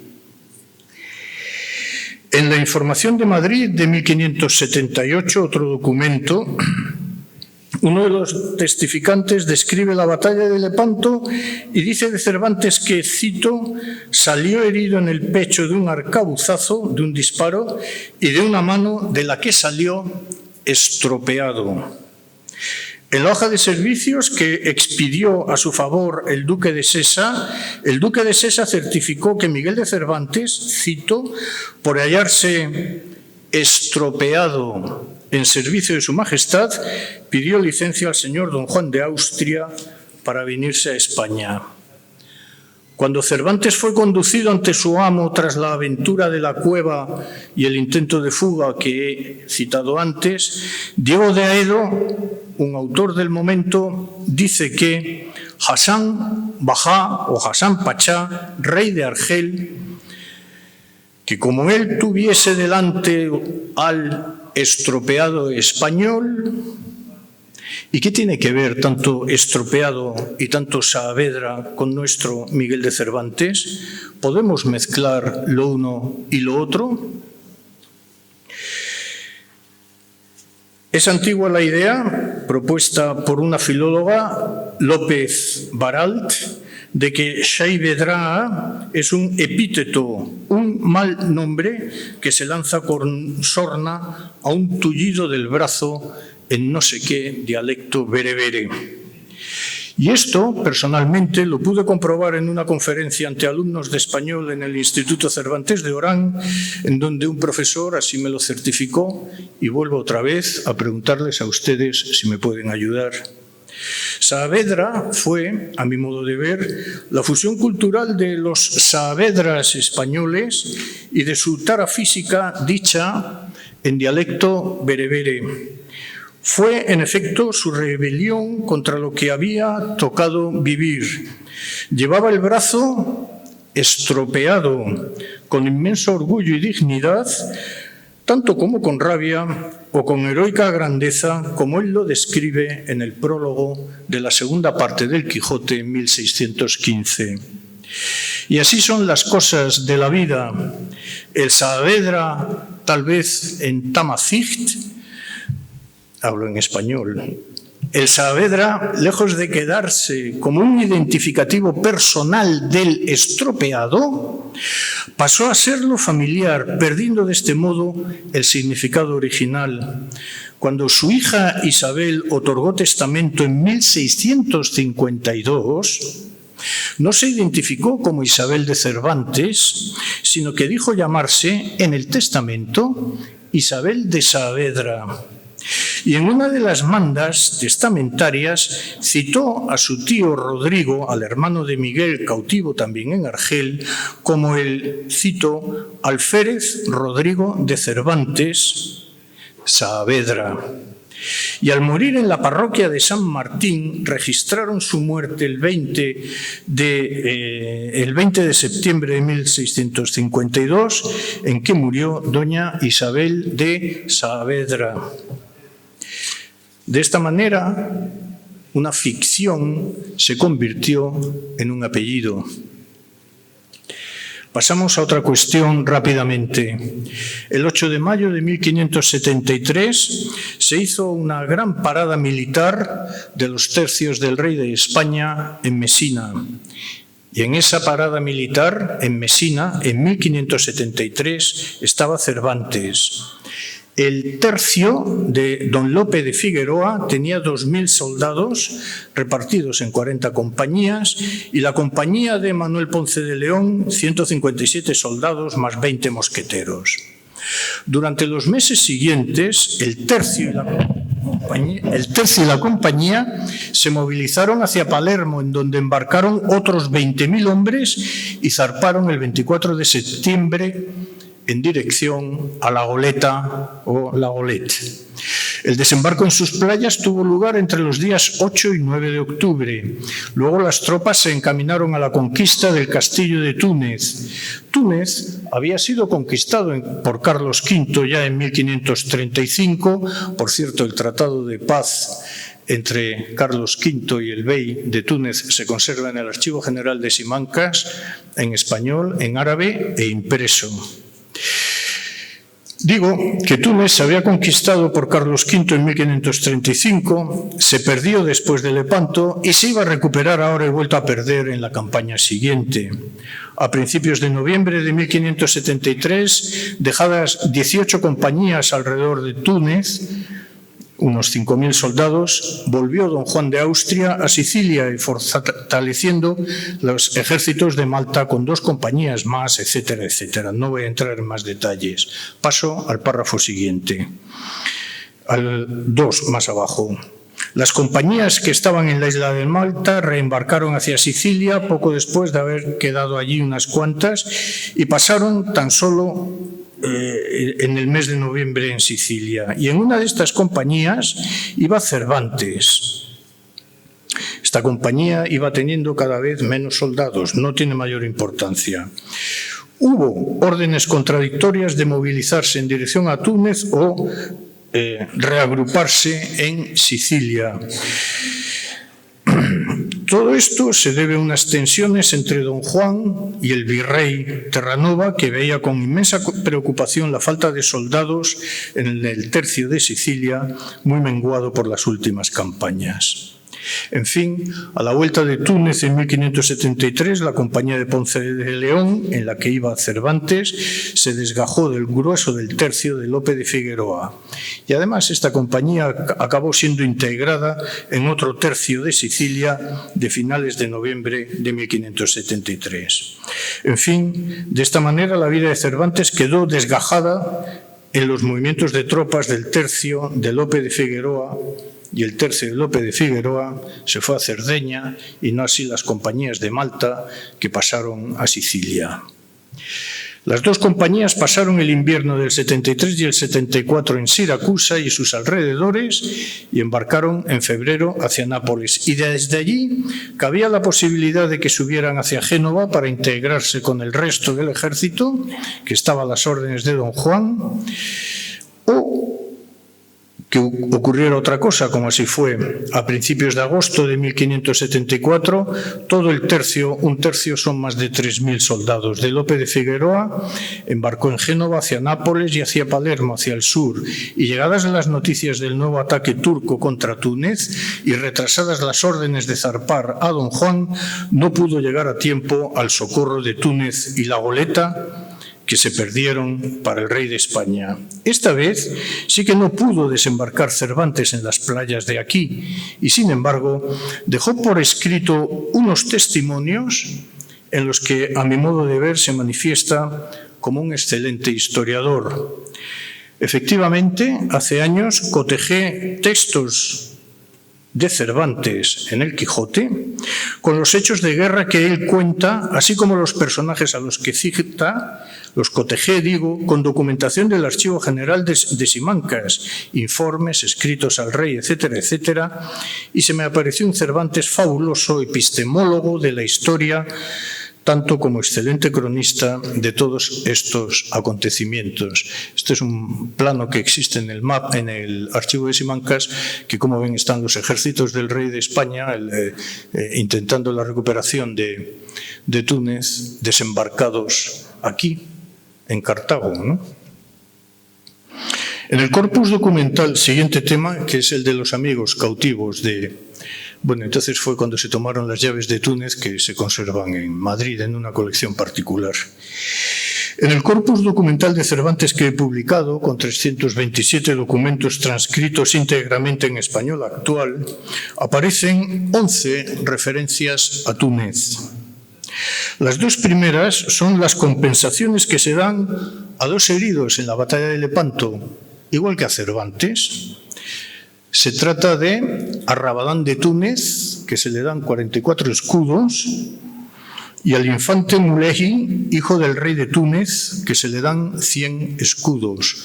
No tengo más noticias por mi ignorancia, pero creo que puede ser un asunto interesante que el hijo del rey de Túnez participa en la batalla de Lepanto, es herido y con Cervantes pasa una temporada en el hospital de Mesina.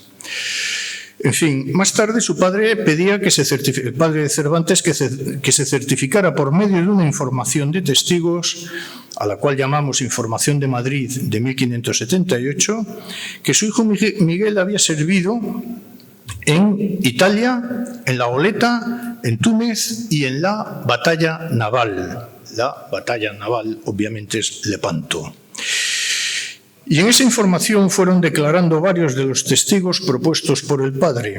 Y el primero fue un tal Antonio Godínez de Monsalve, natural y vecino de esta villa de Madrid y sargento de don Juan de la Cárcel, capitán de infantería por su majestad, que declaró que efectivamente, cito, conoce al dicho Miguel de Cervantes de 5 años a esta parte, que fue desde la jornada de Túnez, el cual está cautivo al presente, si de 5 a esta parte no se ha librado.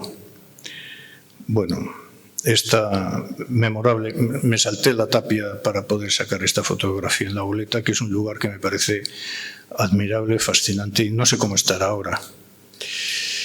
Estas son las testificaciones de Godínez de Monsalve.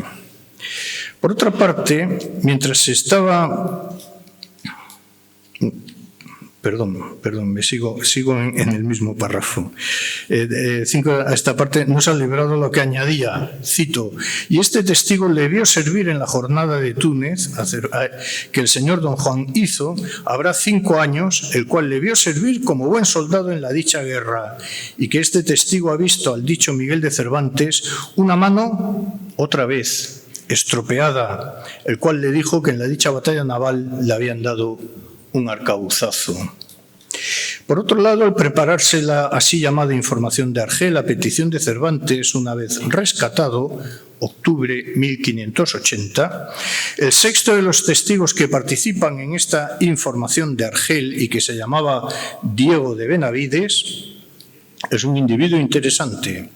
Acababa de ser rescatado junto con el propio Miguel, aunque el 3 de septiembre de 1580 Benavides tenía unos 27 años, era alto, delgado, cito, de rostro, pocas barbas, tiene una señal en el carrillo izquierdo de un golpe que le dieron cuando le cautivaron en Túnez el 13 de septiembre de 1574, costó su rescate 250 escudos de oro y precisamente Cervantes intervino como testigo de su rescate.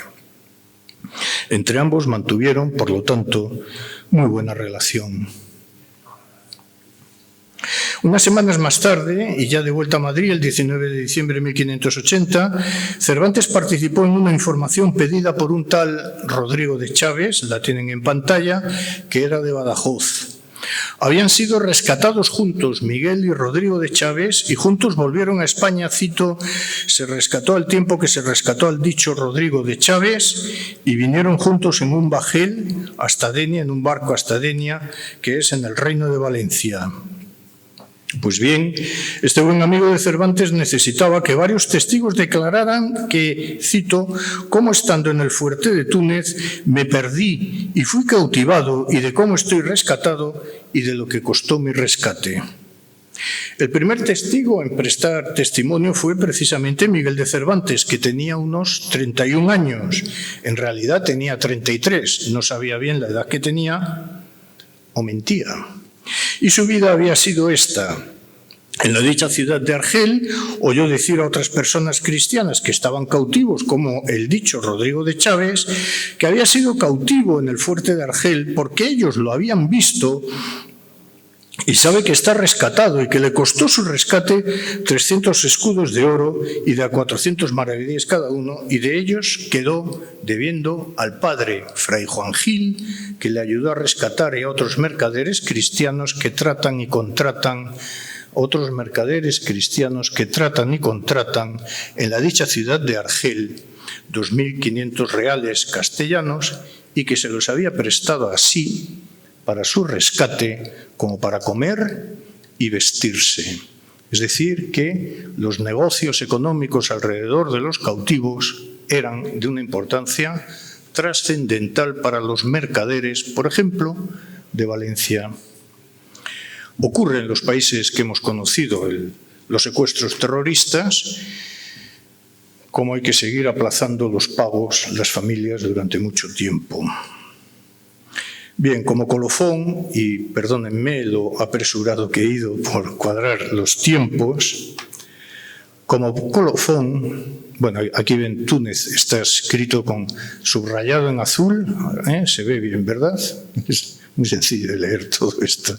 Bueno, los tapices de Túnez de la campaña de la guerra de 1535 son uno de los grandísimos patrimonios culturales que tiene el Reino de España. Se conservan 10 originales del siglo XVI y 12 copias hechos en el siglo XVIII. La belleza de las imágenes, de los cartones, es algo casi sobrenatural.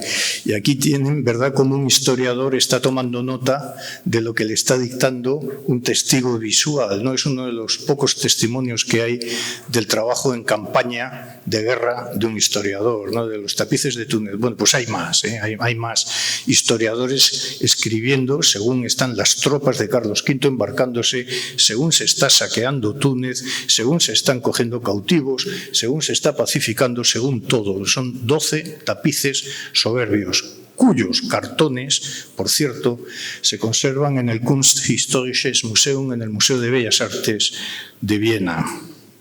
He hecho donación a la Academia hoy de una edición de todas estas cosas de 1535. Estoy enamorado de los tapices de Túnez. ¿Qué le voy a hacer? Bueno, y de otras cosas de Túnez. La vida de Cervantes en el norte de África, especialmente en Argel y más aún en Túnez, naturalmente no se puede comprender sin la vida de Cervantes en el norte de África. La experiencia argelina, la experiencia de la cautividad, se puede completar con su rápido desembarco en el 73, su segunda expedición fracasada en el 74, que no llegaron a tomar tierra, y el contacto en los años siguientes con algunos amigos de verdad. En Cervantes hay expresiones y sentimientos contrarios a la religión musulmana, como es lógico pensarlo. Pero lo que resulta sorprendente es el guiño al destino que hace cuando adopta su segundo apellido, el Saavedra, que estoy absolutamente convencido que él no tenía ningún familiar que se llamara Saavedra y que lo que hace es este juego de palabras desde el Tamazight al brazo estropeado, y con esto se quedó de por vida. Lo que resulta sorprendente es el guiño al destino que hace cuando adopta su segundo apellido y, sobre todo, cuando Cervantes, que no es Cervantes, sino que es un narrador, anónimo, cuando el primer narrador, al que se le acaba la historia en la escena de la pelea entre el vizcaíno y Don Quijote, descubre que el verdadero autor del Quijote era un moro, Cide Hamete Benengeli, gracias al cual, gracias al historiador moro, la historia continúa, porque si no se habría terminado en el capítulo 9 o en el capítulo 8, el Quijote. Pero no, gracias a Cide Hamete Benengeli, el Quijote continúa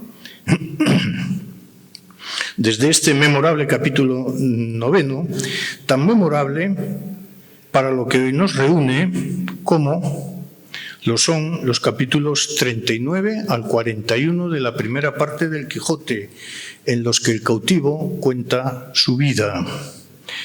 Mas, en todo caso, lo que me interesaba, o me interesaría ahora, lo que pasa es que son muy largas, sería utilizar las líneas dedicadas al verdadero autor, continuador del Quijote, que no fue, como saben, Miguel de Cervantes, sino que fue Cide Hamete Benengeli. Esto, cuando lo dije en Orán, el director del Instituto Cervantes de Orán me miró y me dijo durante la conferencia: ¿en qué lío te estás metiendo? Pero es que fue así. ¿De cuánto tiempo dispongo? Me quedan 5 minutos. Pues como ven, esta es la edición de 1600, la primera edición del Quijote. Y dice así: estando yo un día en el Alcaná, hoy hemos hablado de lexicografía árabe en español, ¿verdad? Estando yo un día en el Alcaná de Toledo, llegó un muchacho a vender unos cartapacios y papeles viejos a un sedero, y como yo soy aficionado a leer, dice el narrador anónimo, aunque sean los papeles rotos de las calles, llevado de esta mi natural inclinación, tomé un cartapacio de los que el muchacho vendía y vile con... Ay, perdón por los traductores, me estoy dando cuenta ahora mismo, pero es que es un texto muy bonito. Y vile con caracteres que conocí ser arábigos. Es que el Quijote está escrito en árabe. Y puesto que aunque los conocían no los sabía leer, es fantástico, ¿verdad? El autor que compra su propia obra pero que no la sabe leer. Es que sin Cervantes Borges no habría existido, ¿eh? No lo sabía leer, anduve mirando si parecía por allí algún morisco aljamiado que los leyera.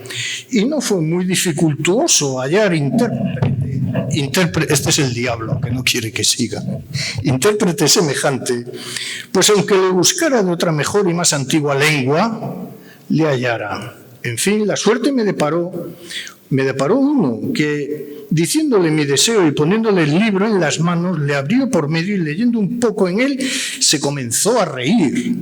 Preguntéle yo que de qué se reía y respondióme que de una cosa que tenía aquel libro escrita en el margen por anotación, y díjele que me la dijese, y él, sin dejar la risa, dijo: está, como he dicho aquí, en el margen escrito esto, esta Dulcinea del Toboso, etc. Y cuando yo oí decir Dulcinea del Toboso, quedé atónito y supuesto, porque luego se me representó que aquellos cartapacios contenían la historia de Don Quijote. Con esta imaginación le di prisa que leyese el principio. Le metí prisa al muchacho para que leyese el principio. Pero a donde les quiero llevar también es a los capítulos 39 al 41 de la primera parte del Quijote, en los cuales, donde el cautivo cuenta su vida y sucesos, por Miguel de Cervantes, por cierto. ¿De acuerdo? En fin, es un narrador anónimo. He oído esta tarde la identidad como laberinto, he oído esta tarde. ¿Dónde está lo verdadero? No hay un original, solo hay versiones sucesivas. La traducción imposible. Traducir es reinventar. Esto lo he oído en este congreso esta tarde.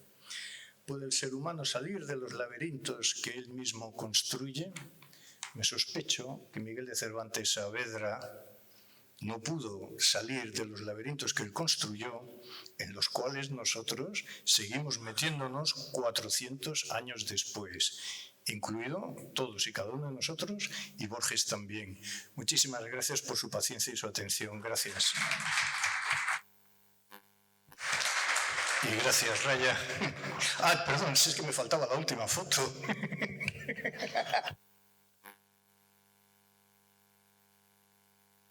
Fue hace un montón de años.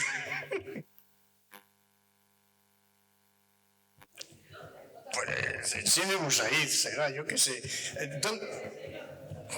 ¿Quién es ese señor? Me dicen.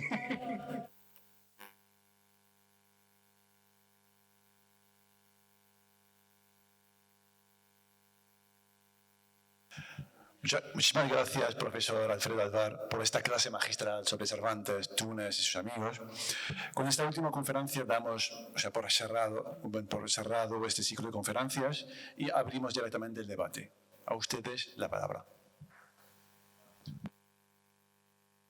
On va ouvrir le débat. On va commencer par un tour de table.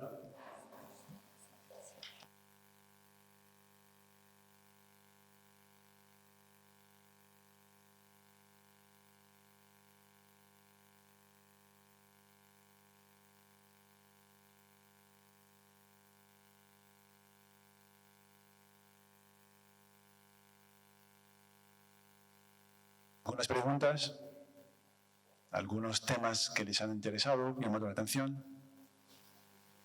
¿Algún comentario? Profesora Arajo. Je ne vais pas poser de questions, mais plutôt je suis en admiration face à ces 4-5 conférences de cet après-midi. Bon, je ne suis pas très dans la littérature, mais je voudrais vraiment vous féliciter les 5 intervenants. Et en particulier mon grand professeur qui a fait un très très bel exposé sur Borges, et c'était une très belle comparaison. Et pour la fac, on a besoin justement de littérature comparée. Et je ne ferai encore une fois que l'encourager à aller de l'avant. Voilà, et merci à vous tous. A ver, algunas preguntas.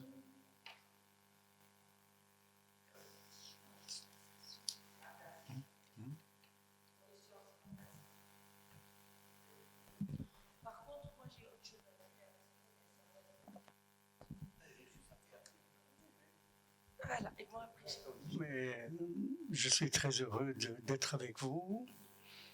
J'ai beaucoup apprécié le compte-rendu, l'analyse de mon livre que j'ai consacré à l'Al-Andalus. Et ce n'est pas que ça. En arabe aussi, j'ai créé des poèmes sur l'Andalousie avec 2 références, c'est-à-dire Ibn Zaydoun et García Lorca. Leur ai consacré 2 poèmes qui ont été primés par l'Institut hispanique de culture relevant du ministère des Affaires étrangères. Donc, si j'ai un regret à exprimer, c'est de ne pas apprendre l'espagnol. Hein, vous voyez enfin, vous savez, le sujet est inépuisable. Et je crois que nous devons encore défricher, encore approfondir cette rencontre unique dans l'histoire du monde, ce brassage, ce métissage sur lequel nous devons à chaque fois insister contre les identités meurtrières. Toutes les identités sont meurtrières à partir du moment où certains dialogues. Le dialogue ne peut s'installer qu'à partir d'un métissage.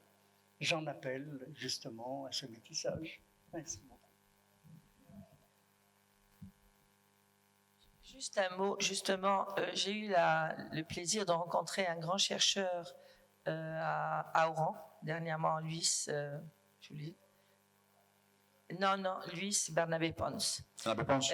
Et qui est en train de voir un peu. Alors, on a beaucoup parlé. Moi, j'ai parlé de Sir Abdelaziz, d'Ali Loueti, de quelques écrivains, romanciers, aussi tunisiens, qui ont parlé un peu de l'Andalousie.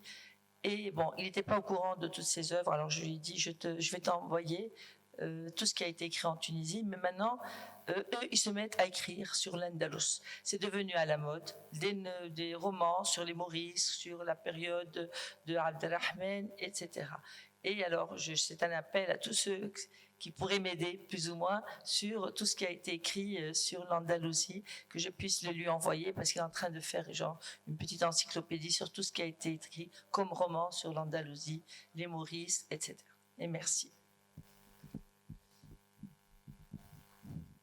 D'autres questions?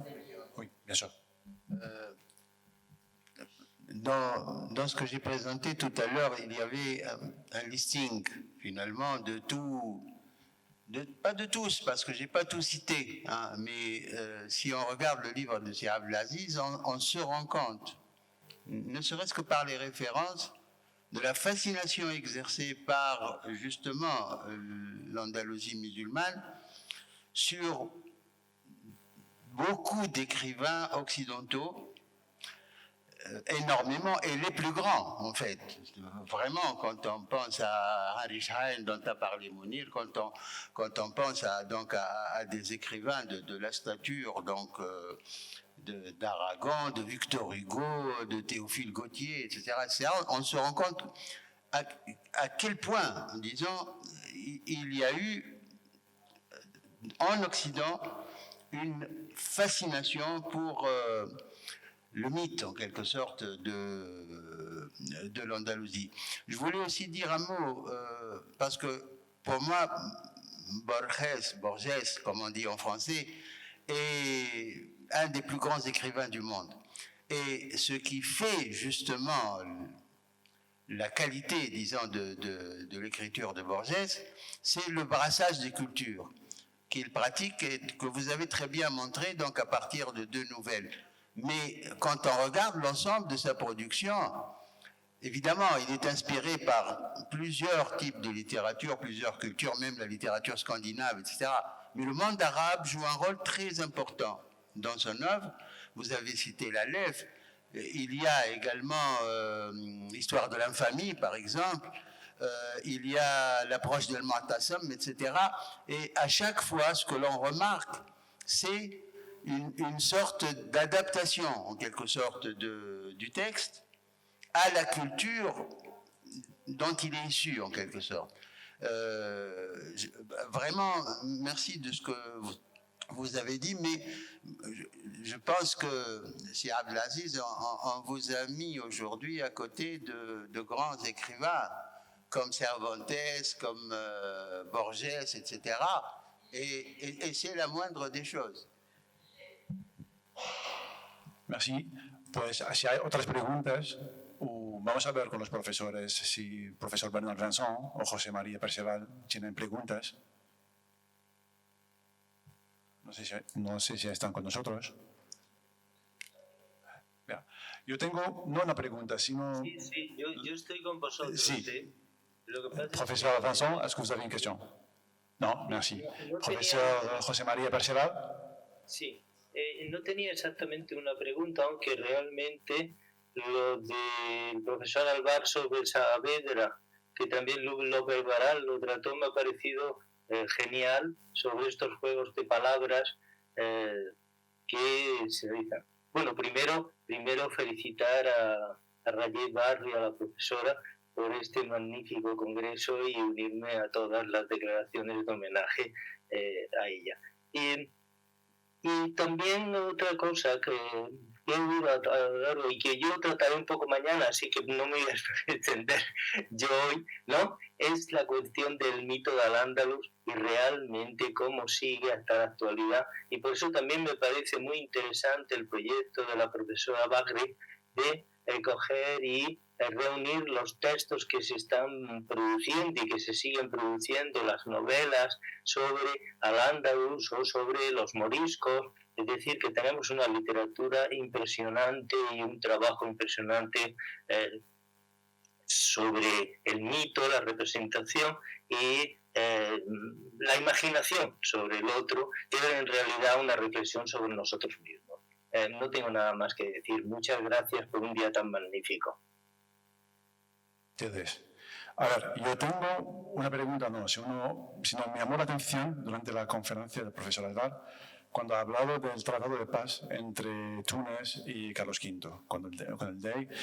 La pregunta es la siguiente: ¿el Tratado de Paz ha sido redactado en castellano y en árabe, o sea, traducido luego al árabe, o bien en osmanlí, español osmanlí? Eso es lo que quería saber.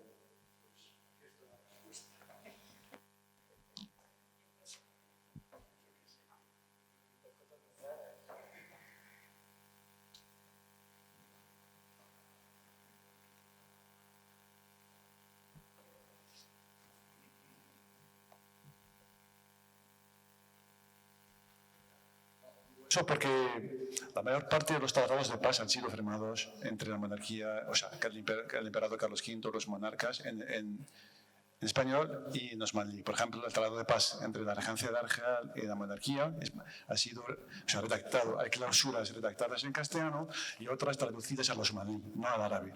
Por eso surge esta pregunta, por ese interés. Si ha sido escrito en castellano y traducido al osmanlí o al árabe de la época.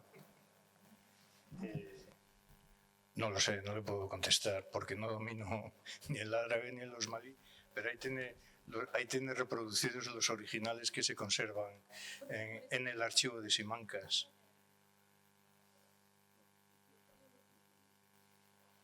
Y si necesita más tiempo, como este libro se va a quedar aquí en la academia, pues o hágale una foto para el WhatsApp, yo qué sé, pero no le puedo contestar, lo siento. Gracias, profesor. Un placer. Gracias. Est-ce qu'il y a d'autres questions? S'il vous plaît.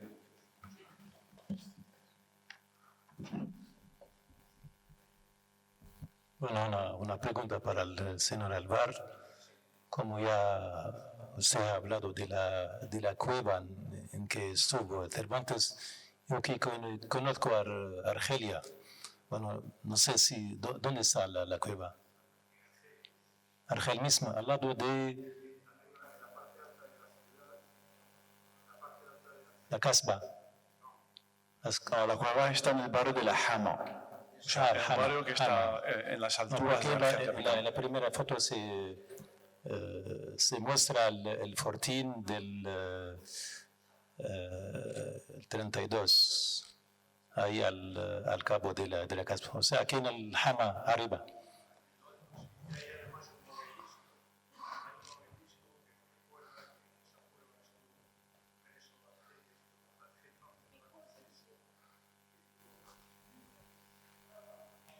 Que en esa cueva hay un obelisco que recuerda que en esa cueva estuvo refugiado Cervantes preparando una huida durante varios meses que luego se frustró y no salió adelante. En cualquier caso, por otra parte, todas las historias de la vida de Cervantes se pueden seguir en la información de Argel y en la topografía de Argel, de Aedo y Sosa, que si le es difícil no hay problema porque en el corpus documental que he publicado recojo todas estas informaciones. ¿De acuerdo? Y el corpus documental he hecho entrega a la biblioteca del Instituto Cervantes esta tarde. O sea que lo tiene a mano. Gracias. Muchas gracias por su pregunta. Gracias.